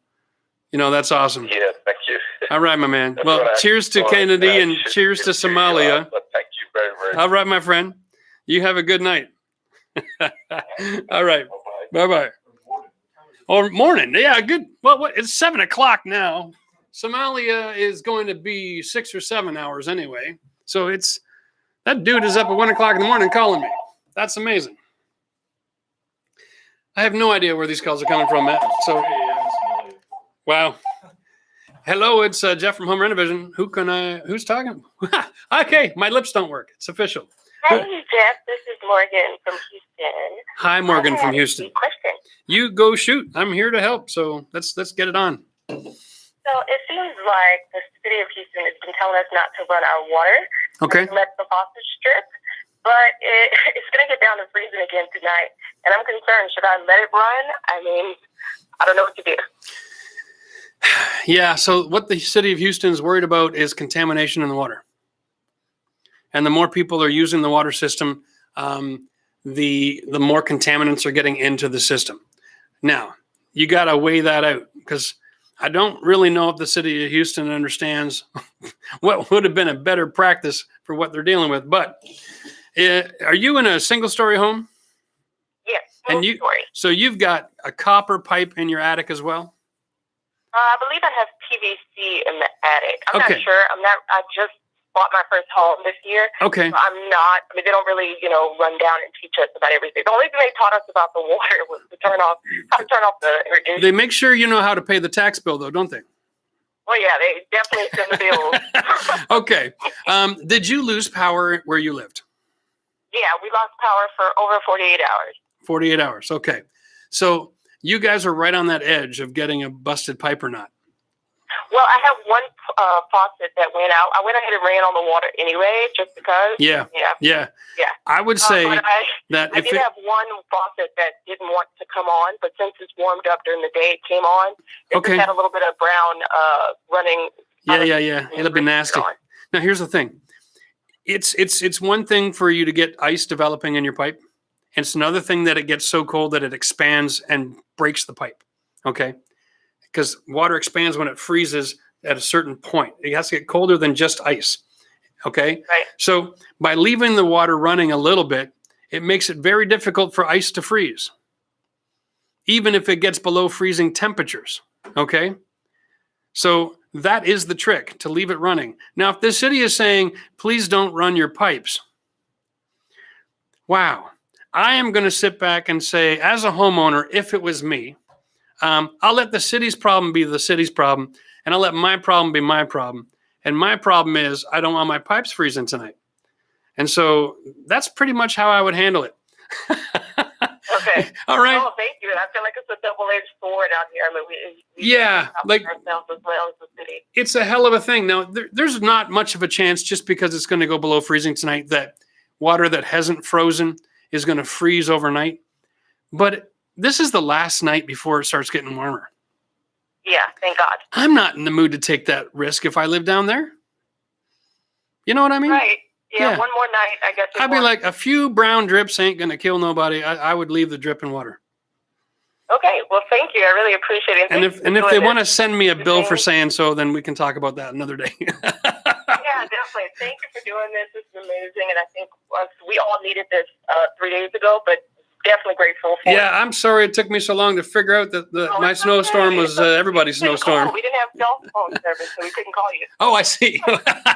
Well, I'm glad to help now anyway. Cheers, and you take care of yourself. All right, bye-bye. Bye-bye. Wow, that is amazing.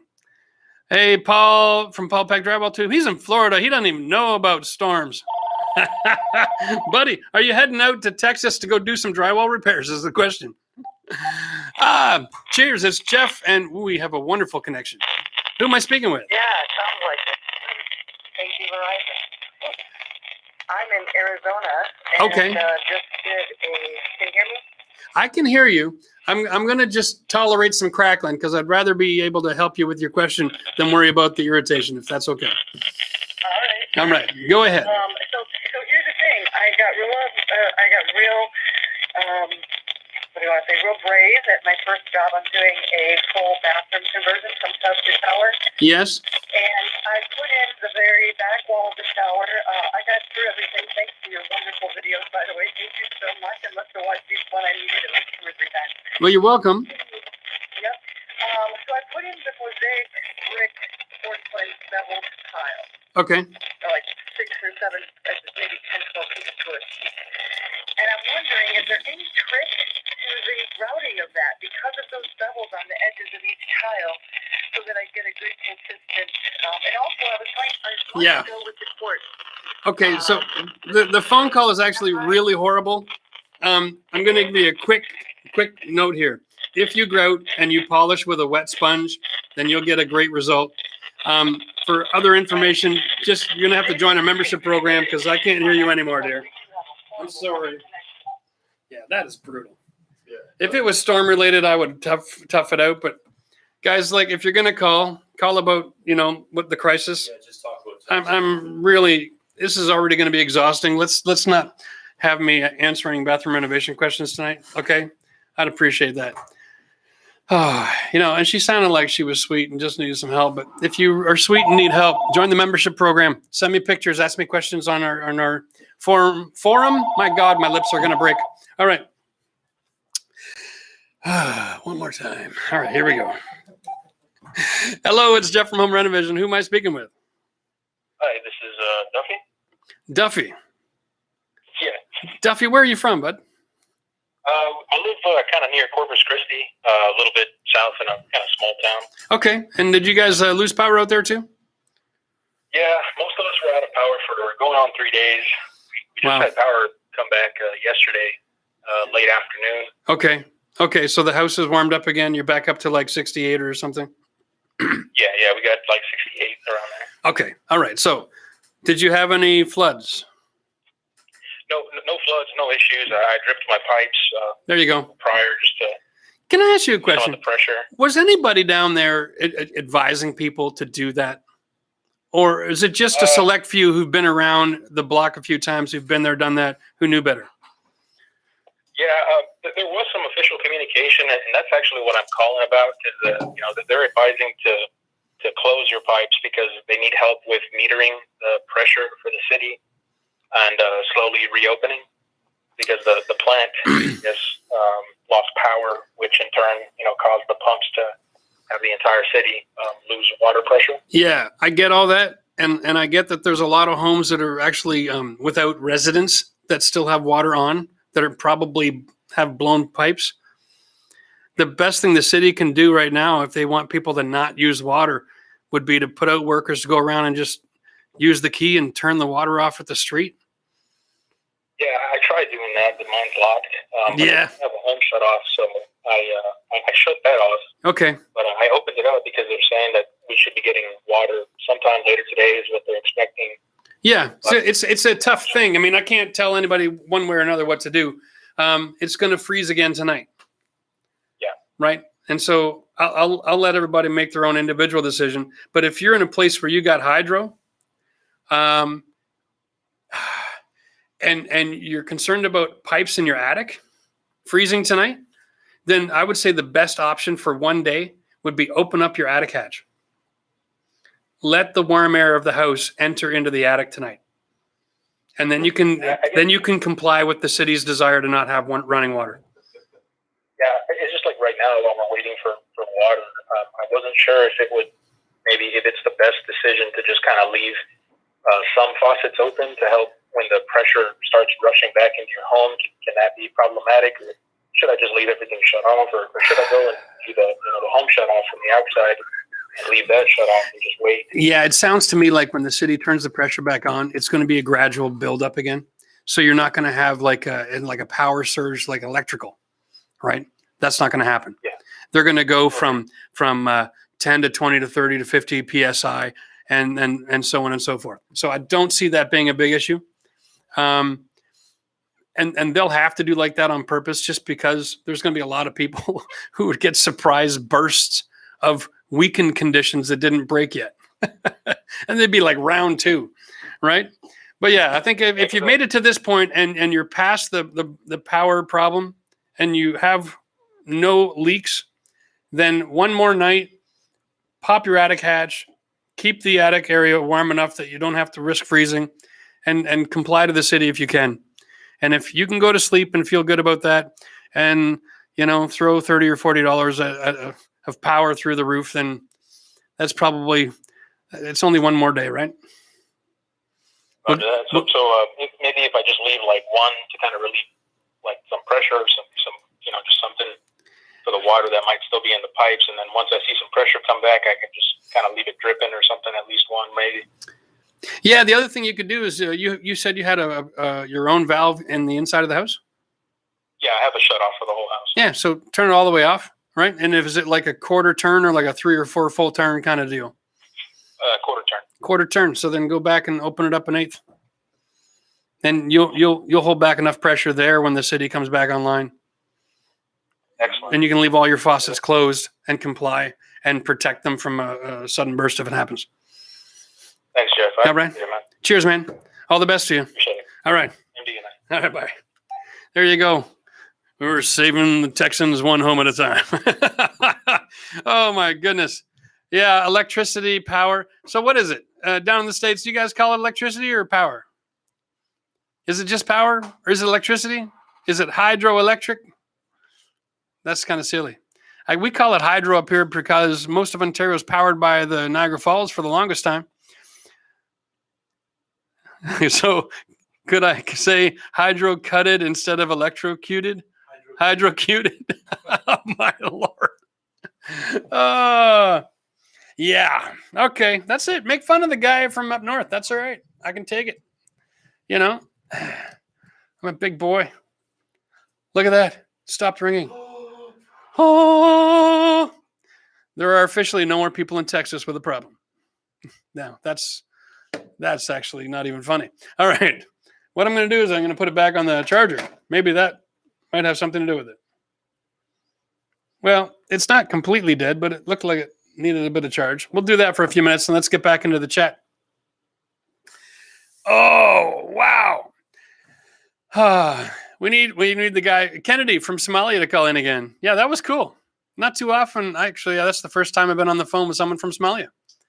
Pretty cool. We have a lot of Somalian folks that live in Ottawa. Nice people. Tall. My goodness. Some of the tallest kids I've ever seen in my entire life. Man, oh, man, oh, man. Gotta love the genetics, eh? I think maybe my son Nate's Somalian, 50% maybe. He's 6'4". Matt, what does that make you? You're 6'1". You're like 10%. I don't know. Okay. Well, guys, if nobody else is going to call, I don't know if it's my phone's broken or what. You want to give me a call? Oh, okay. Lousy throw. But see that? That's good reflexes. You get that from your mother. All right. What's up?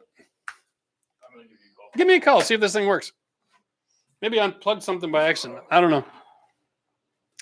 Texas never winterized. No, they did not. And if like, it's just too late. You're going to run copper pipes in an attic? Man, you better not get that kind of. Oh yeah, it works. Okay, cool. We're just checking. Is that you? Yeah, I think so. You want to hang up? So, I just did. and it's still ringing? Maybe it's someone else. Maybe it's someone else. Yep, it's someone else. Hello, Jeff here. What can I do to help? Hey, Jeff, I'm not in Texas, but I figured I'd give you a call because it seems kind of dead, and I figured I'd see if your phone was working. You know what? That's a great thing to do. And you know what? If you're not in Texas, you're allowed to call if you had bad weather or you're, experienced flooding, or I'm just lonely now. So that's cool. Bring it on. What do you think is the best for durable countertops, best bang for your buck? Durable countertops, best bang for your buck. That's not a fair question because laminate is still great, durable bang for your buck. I'm looking for something that's going to survive renters. Okay, so then go to granite. Granite? Granite's the toughest stuff in the world. All right, sounds good. Thanks, Jeff. It's all the quartz doesn't stand up to heat, so granite does. That's your best bet. Okay? Sounds good. Thanks, Jeff. Beautiful, man. Cheers. All right, so there we go. Why not? Now for something completely different. Come on, first person to comment where that came from. I want to hear it. I want to hear it. Answers the phone with a smile. Yes, why not? Hello, Jeff from Home Renovision. Who am I talking to? Hi, Jeff. This is Zach in Dallas, Texas. Zach in Dallas. How are things in Dallas, Zach?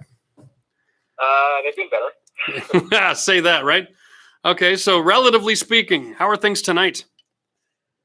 They're pretty good. We have power. We're kind of part of the rolling outages, but we're safe now for the most part. Okay, so you didn't get any flooding problems? No, but what I did do is on Saturday morning, before I knew the severity of the storm, yep, I started a shower remodel, and I opened my shower up. Timing is everything. Yeah. So had it been normal temperatures, I would have been outside in the doghouse. But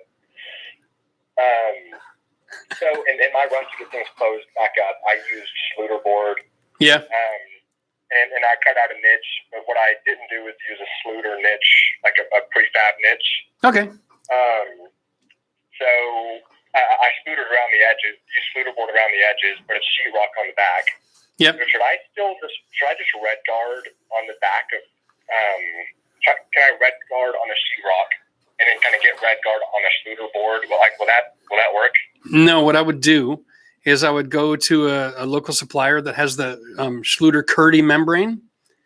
Uh-huh. Now, different places, they'll actually sell that. They'll cut it off a roll and just give you like 1 or 2 feet. So you can just buy enough to do the back wall. Okay. Okay, so you would use the same membrane that you use to cover up the screws you'd use on the back? Yep. And they sell it on a bigger, wider roll, so then you can have it in one piece. You don't have to use a bunch of Curdy band over and over and over again. Okay. So I would do that. I can fence that on that wall too? So fence that right on the sheetrock and then put the membrane on that? You're darn right you can. Okay. All right. Cool. And I have one more question. I tuned in late, but my Plano, my city has said to not run water. Yes. Not drip the faucets. I've been hearing this. My initial thought was I'm going to run them because they're not going to foot my bill. Do you have any thoughts on that? Okay, so let's break this down. The temperature tonight is going to go to what? Is it going back to -6, or is it just going to go down to like 10 degrees? What's going to happen? I don't think it's going to be -6, but I mean, it'll be, I believe, in the single digits. Single digits. Okay. So in the single digits, it's possible, right, that you can get some ice forming in the line. It's probably not possible at those temperatures that it's going to expand and blow the pipe if it hasn't already happened. Okay. So if you've got hydro and your water's running again, there's not going to be enough of a risk there to worry about. You can be compliant. Now, do you have your copper lines in your attic running through the ceiling? No, I don't, luckily. Okay, so you have a different kind of situation. So for people who've got the copper exposed in the attic, that's a different group of people. For them, I would say if you don't want to run the water to keep it from freezing, then turn your water off and drain your lines.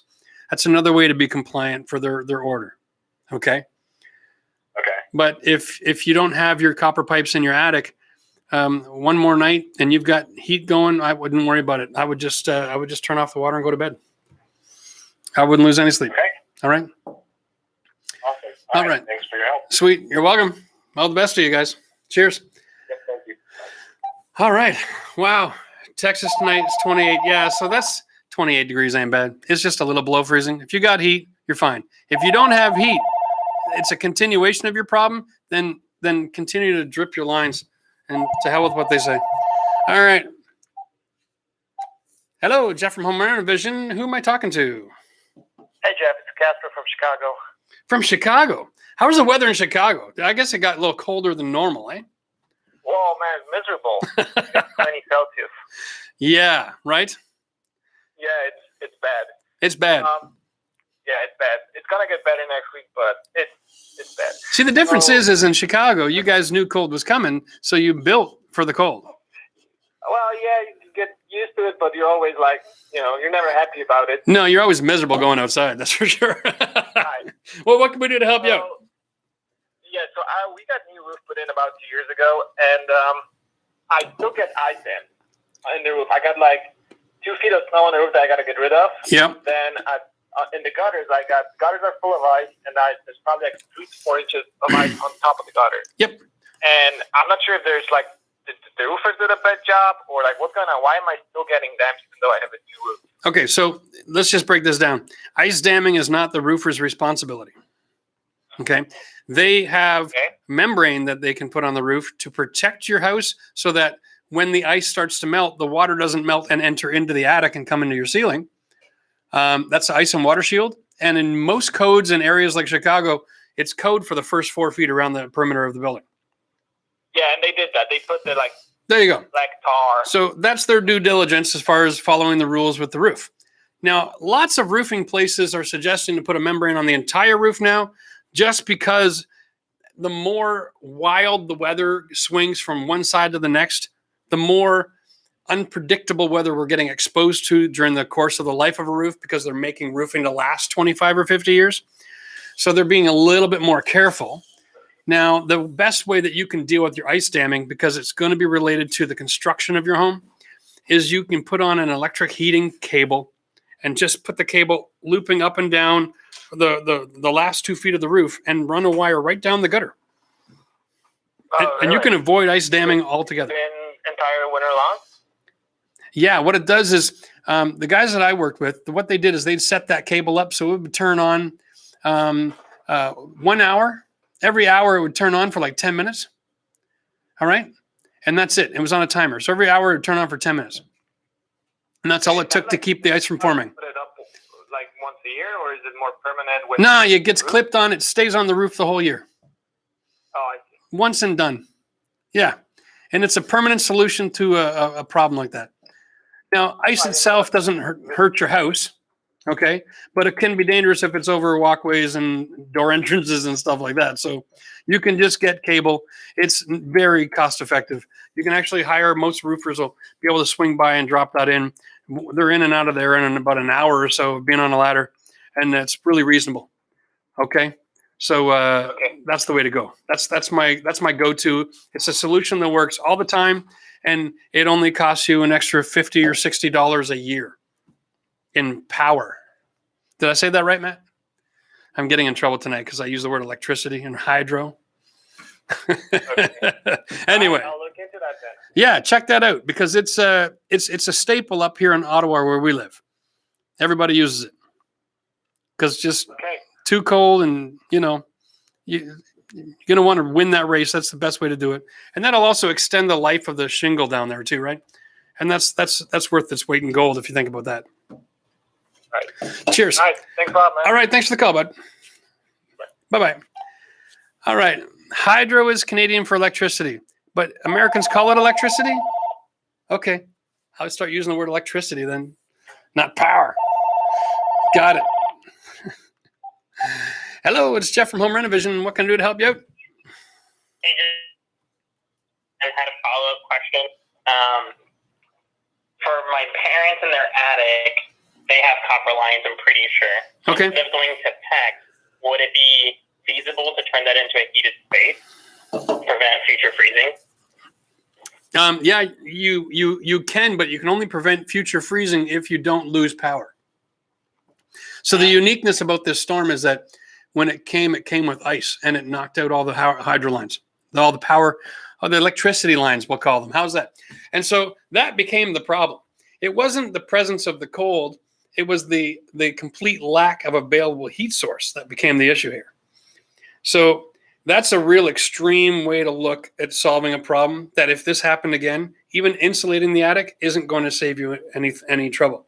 Because one day without power, you can be okay. But on the second day, the inside of the house is now the same temperature as outside. So insulated or not, you're going to lose your heat.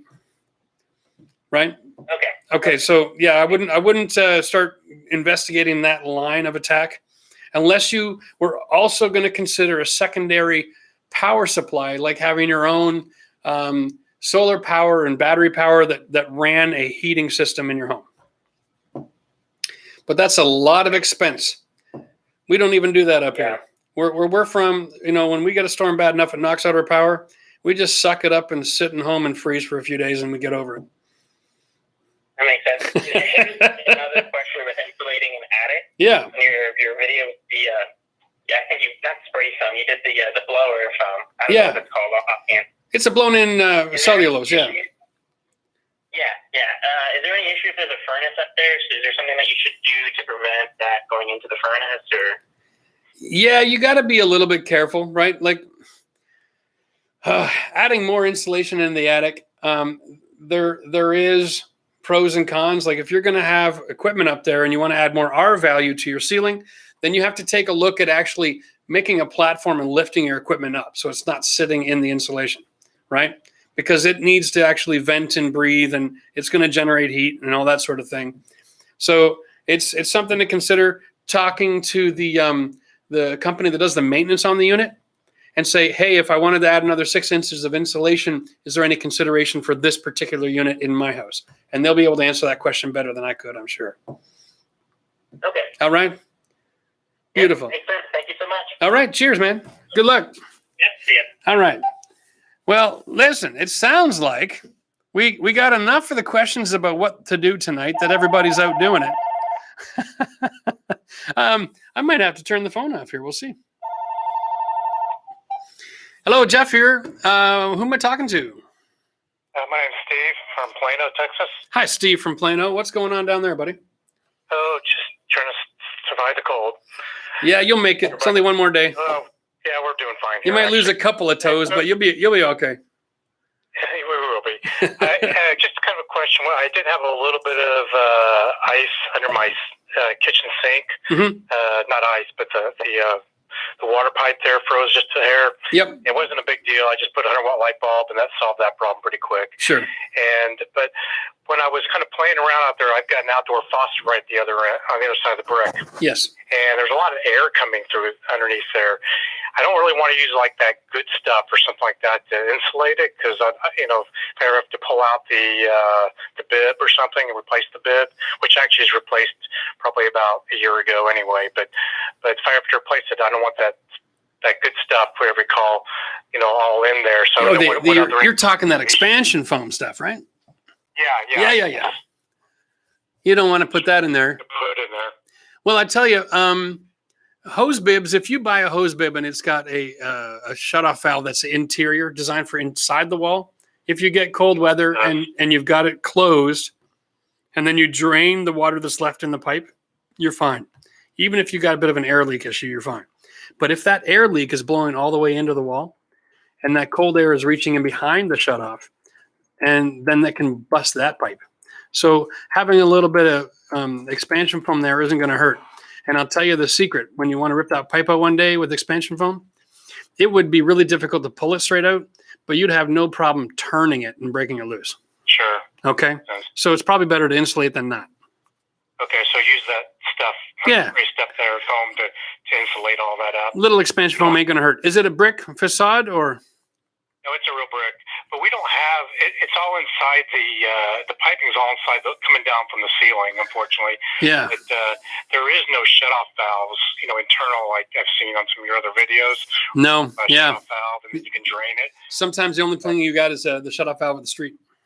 Yeah. Yeah. So we can't really drain it that way here. Right.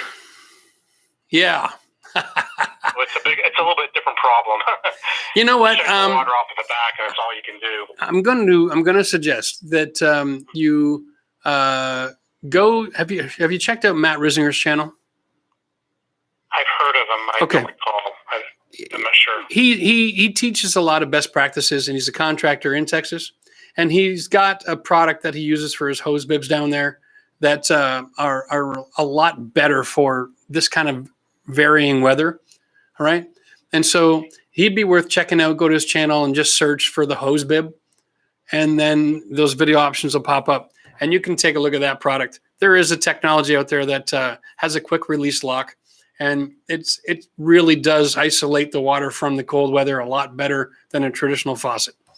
I know what you're talking about. I think I've seen those before. It might be worth taking a look and investing in that, because if it isn't going to bust the pipe inside the house, these water events, as long as you got hydro, you're fine. Right. I don't care what hose bib you use. If you lose hydro, then you're in trouble. Yeah. Yeah. Okay. So there's no solution for not having any heat. I understand that. Okay. Yeah. Fantastic. Thanks very much for all the work you do. All right. Appreciate it. Thanks, buddy. All right. Cheers. Wow. That's awesome.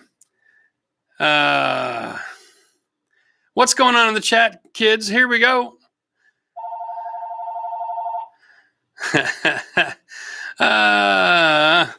Hey, Chocolate is back. Good to see you. Welcome. I haven't had much time in the chat tonight. All right. Hello, Jeff here. Who am I talking to? Hi, Jeff. This is Estrella. I'm from Richardson, Texas, 10 minutes northeast of Dallas. Okay. How are things there? How are you? I'm doing well. Good. Yeah. And thank you so much for doing this. We all really, really appreciate it. I'm happy to help anybody I can help. I mean, it's a hell of a thing you're dealing with down there right now. How are things at your house? Really, really good compared to other people. I lost power on Monday for about 24 hours, and then we had rolling I had it on for half hour, then off for 3 hours. Right. So enough to keep the house warm enough you didn't run into a major problem. Yes. Nice. And I did. I left all my taps running. One did clog up, but then it cooled off a little, and it came back on with no busting pipes. So thank God, goodness. Yeah, that's good. So that's a good technique. As long as the water's moving, and at least then you'll know if it freezes, right? Yes. And you got to do something about it. Yeah, exactly. Yes, and thank you for saying to leave our water running, because I was thinking, this is insane. It's going to get below freezing. We need to continue to run our taps. Well, if you have a heating system, and do you have like a 1-story house or a 2-story? 1-story slab. Okay, so then you've also got a water line in your attic, I imagine?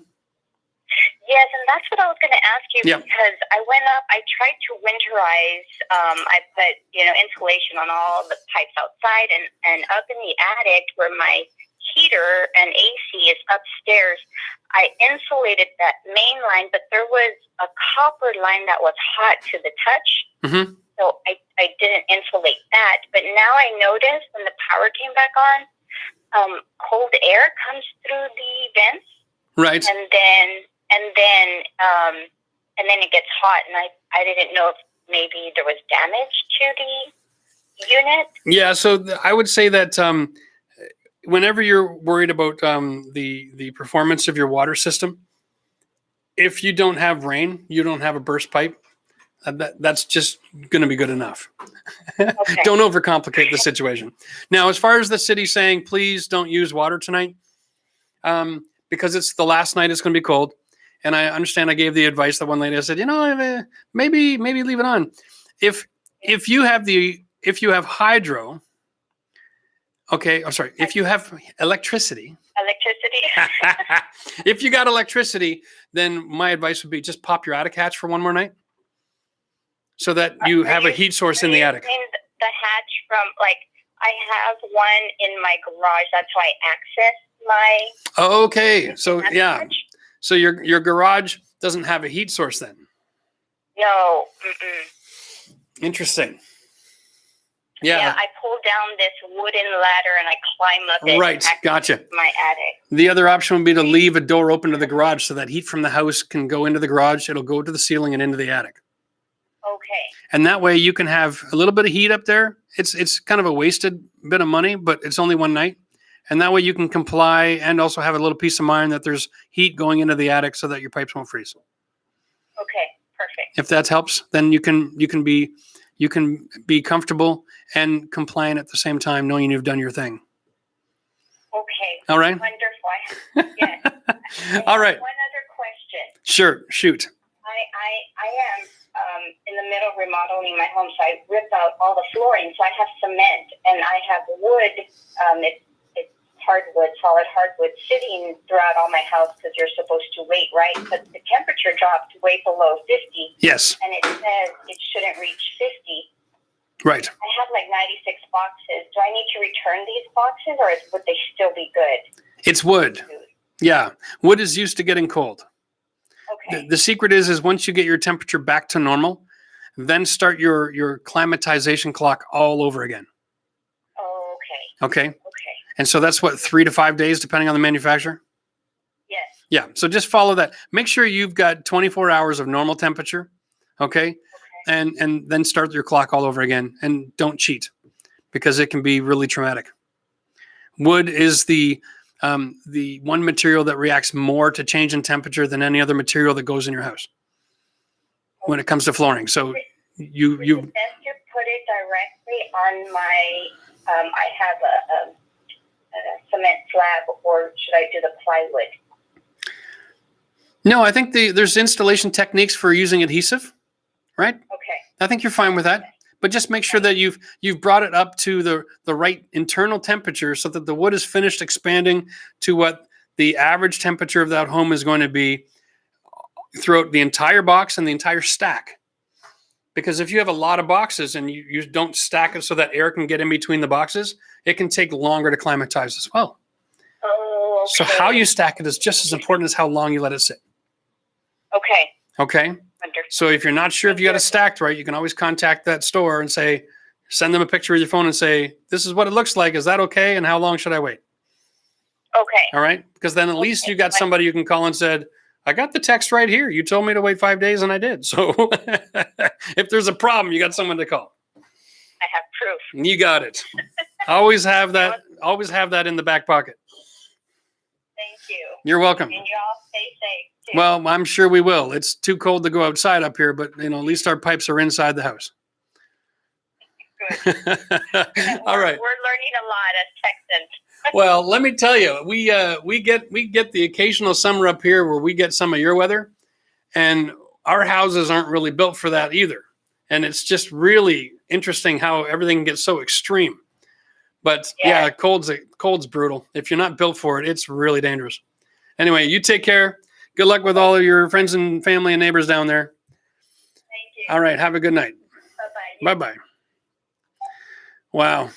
What do you think, Matt? 7:30. You think we helped enough people tonight? I think we got to make a video this weekend for pipe repair and restoration after a freeze. Right. What do you think, guys? Before I answer this call, video on how to repair your stuff after it's all gone wet. Hello, it's Jeff here. What can I do to help? Hi, Jeff. I'm actually not in Texas, but I was just thinking, and I was a little bit concerned. I don't know if this will be useful for your viewers to know. Actually, in England.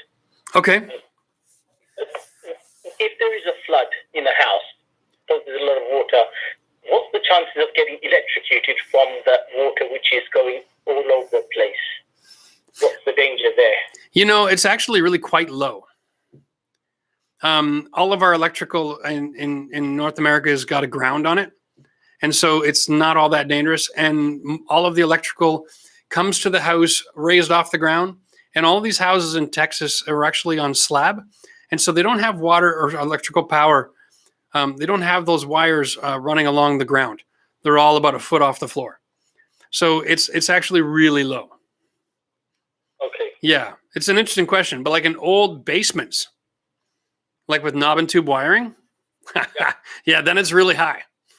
I mean, could it start a fire potentially? You know, if there's spray water and stuff like that? Yeah, it'll set your hair on fire if you step in it and it's charged, that's for sure.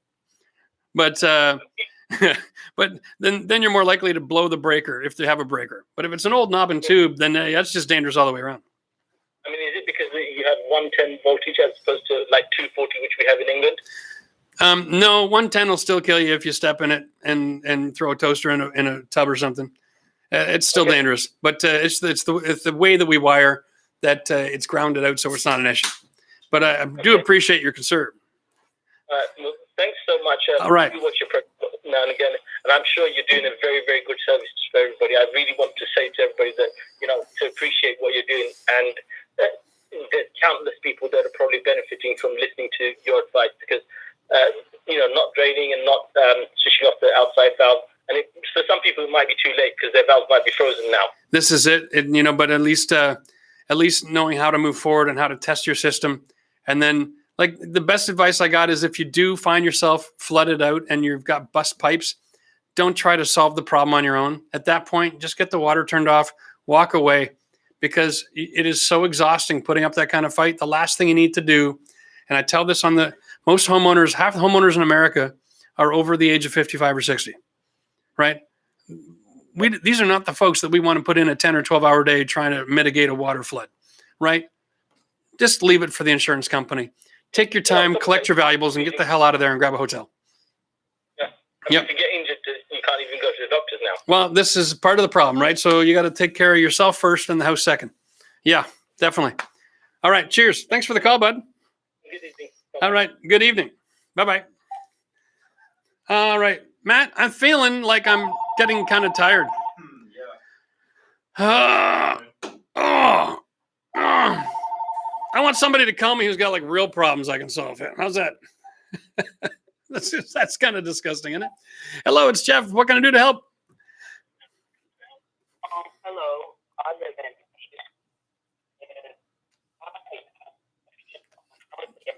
Yeah, I'm sorry. Your signal's real bad. Try calling back again, man. Thank you.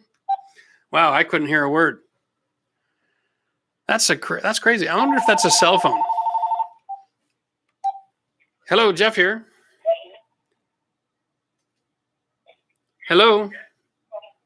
Oh, hi. How are you? I'm good. How are you? Well, I could be better, but I'm not from Texas. I'm from Washington. Okay. And I think you answered me on a couple of things. I had a leaky roof for a while, and the first contractors I caught them using interior birch on the wood. Okay. And so they got fired, and the next contractor came in, but my roof was uncovered with no shingles for a month in the pouring down rain. So, all my insulation got wet, and my seams are all popping. So I totally feel for all those people that have floods and everything going on.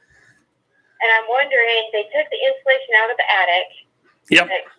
Good. I had a light socket, a light switch, short out, and dripping down the walls. So how do I know if the walls are dry enough, or do I have to worry about the insulation in the walls? Okay, so 2 quick questions. When did this happen?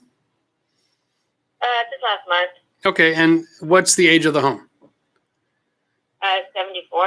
Okay, so your house is made of enough wood and the kind of technology that has a lot of air movement, okay, especially in your attic. It's not going to be a new construction sealed up right and tight, air sealed house. So it gets enough air moving and leaking that it probably dried out in about a week.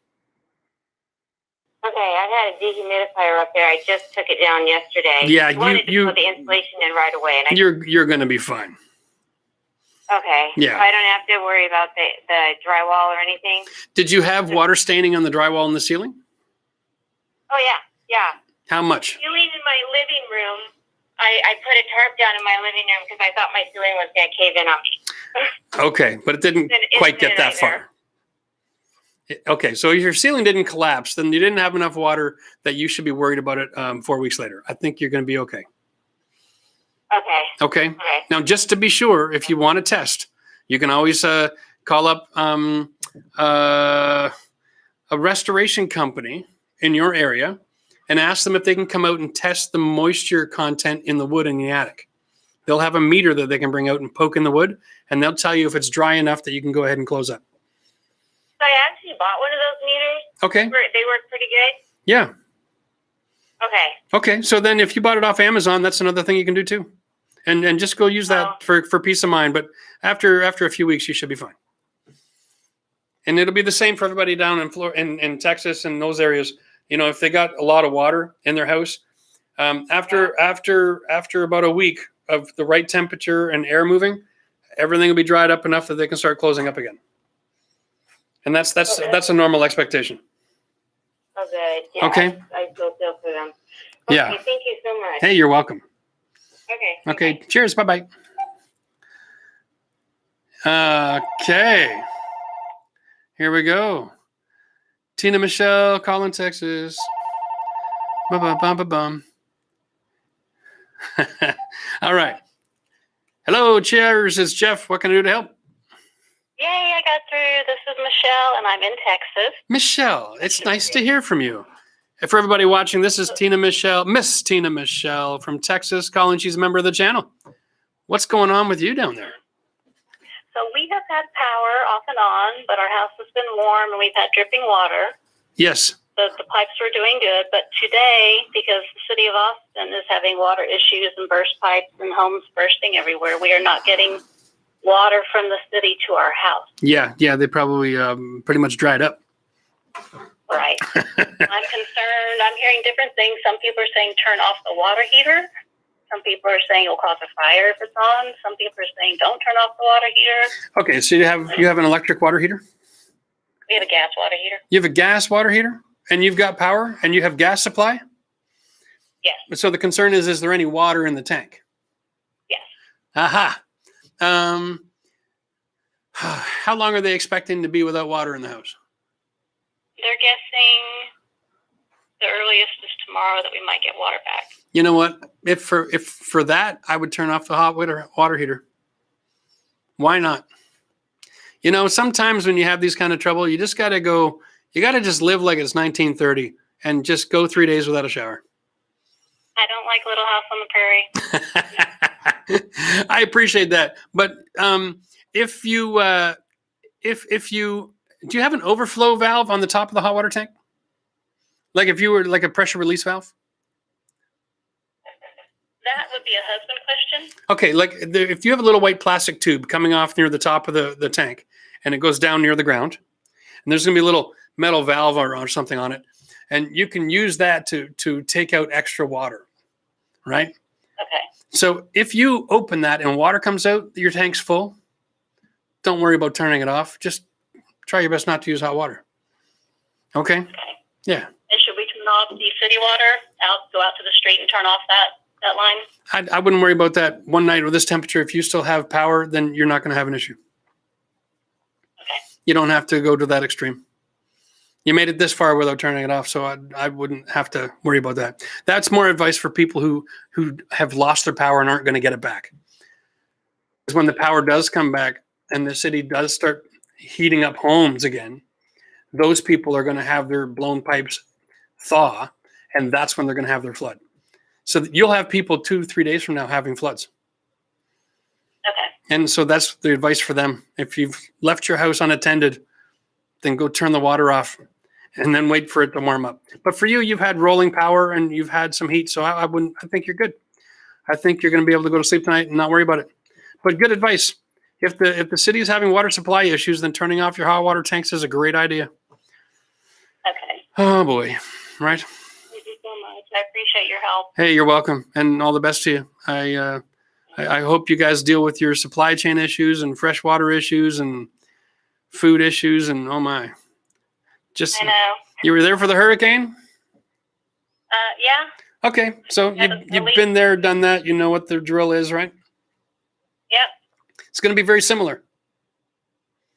Okay. Okay. Don't think this is once the warm temperature comes, everything's going to be fine. You're going to have all those other issues that surrounded society as well. So, be smart about that. Okay. Yeah. And y'all take care, and we'll talk again soon. All right. Thanks, Michelle. Bye-bye. Yeah. And I'm trying to be gentle with that, but we're talking about looting. We're talking about rioting. We're talking about all kinds of crap. We're talking about no food on the shelves, right? No clean water. It's all going to happen. Hello, Jeff here. Who am I talking to? Hey, Jeff. This is Corey Leach. I'm up in Minnesota, and Corey. not having an issue because my house is built for it. But I just wanted to let you know for the last lady, in case there's an issue, they could always melt snow to bathe with. You got a point. Yeah, I mean, they might have it around for another 12 hours or so, but I think after tomorrow, the snow's going to be all gone too. And the reason I'm saying that is my mom and stepdad own a house for their winter in Texas, so they're dealing with all this too. They're the hill country. Sure, but at least they're a little better prepared. Right. They're from North Dakota originally. But yeah, they're melting snow to flush the toilet to wash their hair, that sort of thing. But I'll go to help other people. Thank you, sir. That's a great piece of advice. If you're worried about not having water for your plumbing, then go out and grab a few buckets of snow.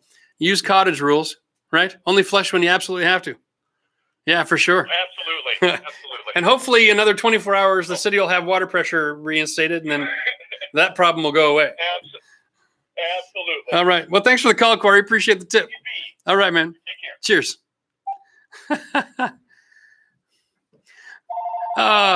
That's awesome. Oh, who's out there? Oh, Sandy's out there cheering on people to get to 1,000 likes. Hey, there's only 12 left. If you're out there watching the show right now and you haven't liked the video, go ahead and do it. Make Sandy happy. Cheers. Hello, it's Jeff here. Who am I talking to? Hi, Jeff. This is Duncan. I'm calling you from San Antonio, Texas. Duncan from Texas. How are things in San Antonio, Duncan? They're freaking freezing. Yeah, you guys are still without power? No, I've got power. Okay. It came back 24 hours ago. So I was out from Sunday night, Monday morning, right through until yesterday. So I had no water, no power, in a house with only electricity. So note to self, buy a house that has natural gas too. Yeah, natural gas and just a little bit of a solar array will go a long way in bad weather like that. Yeah. I mean, something. So I've been lucky. I was totally frozen up, had no water. Water started running yesterday. No leaks. Everything's good. So I'm lucky. I've got the heat. I had a hot shower. Sweet. So my question to you is kind of a bit of a tongue-in-cheek sort of question. So if I've got nothing I can do about it now, but if I've got $500, would I spend that in some super-duper installation or go and buy myself a generator? Yeah, or a couple of good stiff drinks. I don't know. Honestly, $500 for a good generator. You know what? There's a lot of really good backup power generators. Now, if you can get something for $500 that would run one system in your house, so at least you had a source of heat. Yeah. I have to have a cup of tea, don't I? Yeah, then at least you could do something, right? At least you could heat the house with your oven instead of trying to use your barbecue or run your car in the garage or something, right? Because these are the stories we're hearing. Like, at least you can have a heat source. And as long as you got a heat source that you can keep your house at like 35 or 40 degrees, your pipes won't burst. Yeah. Well, my mum's 86 and she's in San Antonio too, and she was sitting in her car because she's got an old iPhone that won't hold charge for more than 30 seconds. Right. maybe buy a new phone for mom with that money too. Get a cheaper get a real cheaper generator. Oh my goodness. I'll get off the phone and just have the chance. But I love the show. I think it's really, really helpful. Hey, cheers. I'm glad you called in. I'm glad you guys are doing well. All right. Y'all take care. Cheers. Wow. Look at that. What happened with the likes all of a sudden? Boom. Yay, Sandy. Way to go. You guys are awesome. Okay. All right. Let's take this call. Hello, Jeff from Home Renovision. What can I do to help you out? A question. I live in Virginia, and I watch it's a little off topic, but when you put a new bathtub in, yeah, and my bathtub is 60 inches, but the bathroom is 61 inches. Right. It's super hard to get it in the tub slot. Do you have any recommendations? Wow. Yeah. Do you have the drywall off right now? So it's just the framing? Yeah, just the stud. Okay. So when you have your bathtub and it's going to be like 30 inches deep or something like that, right? Yep. Is it 16 inches tall or 20? 16. Okay. So if you were to roll it, so instead of looking like it's going to be a tub, it's on its side. All right. Then you can put one side in first in between the studs, and then there's room to wiggle the other side in and then roll it back into position. Did that make any sense? Okay. Yep, that makes a lot more sense. Yeah, there's enough room in between the studs that you can stick the corner of the skirt of the tub, which is usually the frustrating part, and you can stick it in between the two studs, and then you can get the other piece in, and then you can roll it into position. And it's usually a lot easier with two people. So, all right? Yeah. Brilliant. Well, thanks for the 2-hour-long video explaining everything about the bathroom. Cheers, my man. And, well done for tackling such a huge project. That's awesome. All right. You have yourself a good night. You too. Okay, man. Bye-bye. Look at that. That's awesome. We're going on 2 hours here. Was it just me, or does he sound a little young for renovating a bathroom? That's exciting. All right. Yeah, I don't know how long to do this for. I feel like we've got the situation handled for tonight. Hello, Jeff from Home Renovision. What can we do to help? Hello, who's this? Hey guys, Chris Biggs here. Who's this? Chris Biggs. Yeah, I'm going to need you to turn off your TV or whatever device you're watching the video on if you want to talk on the phone, bud. Yeah, there we go. Okay. Yeah. What? That's a sign. Yeah, it's getting so late that the people who are having too much to drink are starting to get on the phone. You know what I mean? All right. Whatever that means. You know what? Here's the deal. I'm not interested in doing this all night because we have tonight's problems. And I'm going to call that for the phone calls, guys. All right. But what I am going to do is I'm going to do this again tomorrow. Okay. Because you know what's going to happen. Tomorrow we'll have brand new challenges. And there'll be a lot of people with brand new kinds of questions to ask. So let's just leave the phone here for like that for now. I feel like I'm going to absolutely explode if I have to answer any more of these questions from people like that. And I got enough information out there tonight. I think everybody's more than equipped to handle their situation for the next 12, 24 hours. So let's do that. Let's line up, Matt, to do another show for tomorrow. Yep. Okay. Yep. So we can do all of this all over again tomorrow. This is how the phone is going to stay until I put it back together. So don't bother trying to call all day tomorrow. No one's answering the phone. All right. But for everybody in the chat, all right, if you got questions, fire away. We'll go another few more minutes and we'll finish this one up for 8 o'clock like normal. How's that sound?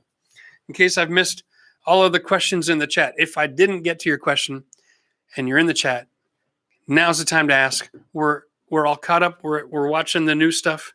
Here we go. Okay, should I cut off the main water tonight and open all the pipes to clear before I go to bed tonight to reduce chance of freezing my pipes again? Well, what they want you to do is not use any water. They don't want you dripping. So if you're concerned about it, shut off the main and drain all your lines and then just go to bed. Tomorrow's a new day and the weather's going to change and everything will be all right. All right. And cheers. Is that Simon or Simone? I missed that. It's Simone. Welcome to the membership program. Cheers to you as well. Cheers to everybody who was, putting in super chats and supporting what we're doing here tonight. That's awesome. Sarah's got a question. How do you handle being so generous and awesome? Well, what are you talking about? Come on. I'm a human being like everybody else. I just give a rip. Like everybody in the chat tonight. You guys are awesome too. I think it's great. I'm just blessed to be in a spot where I'm up here and I'm in a house that is performing really well and my power is on and my family's safe and I'm able to be a help to people. So I don't mind jumping in. There's not a whole lot someone like me can do from Ottawa to help folks in Texas right now.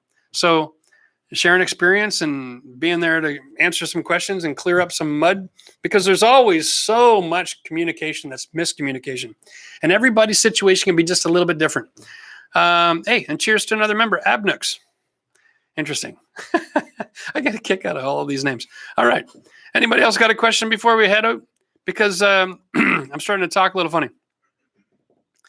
What's the danger with running an empty water heater? The heating coil is going to explode and then you're destroying another appliance and possibly start a fire. So it's worth it to consider turning it off. If you're going to not have running water, turn off your heating system for the water heating as well. Okay.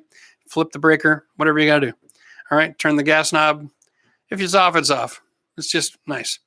How do you drain water lines? Okay. That's easy. There's two kinds of water you got to deal with. One is the water that's under pressure. So once you turn off the main valve, there's 50 to 60 PSI in the line, pounds per square inch. And they open up the faucets and they'll go, and once all of that is gone, even the water lines that are horizontal in the ceiling are really only half full of water at that point. And even if they froze, they're not going to blow the lines up. So that's what I'm talking about. You kind of mitigate the situation by getting enough water out of the system that you can't freeze and expand past the capacity of your pipe. And that's what that is. All right. So what if you don't have water but have natural gas furnace? A natural gas furnace is fine, right?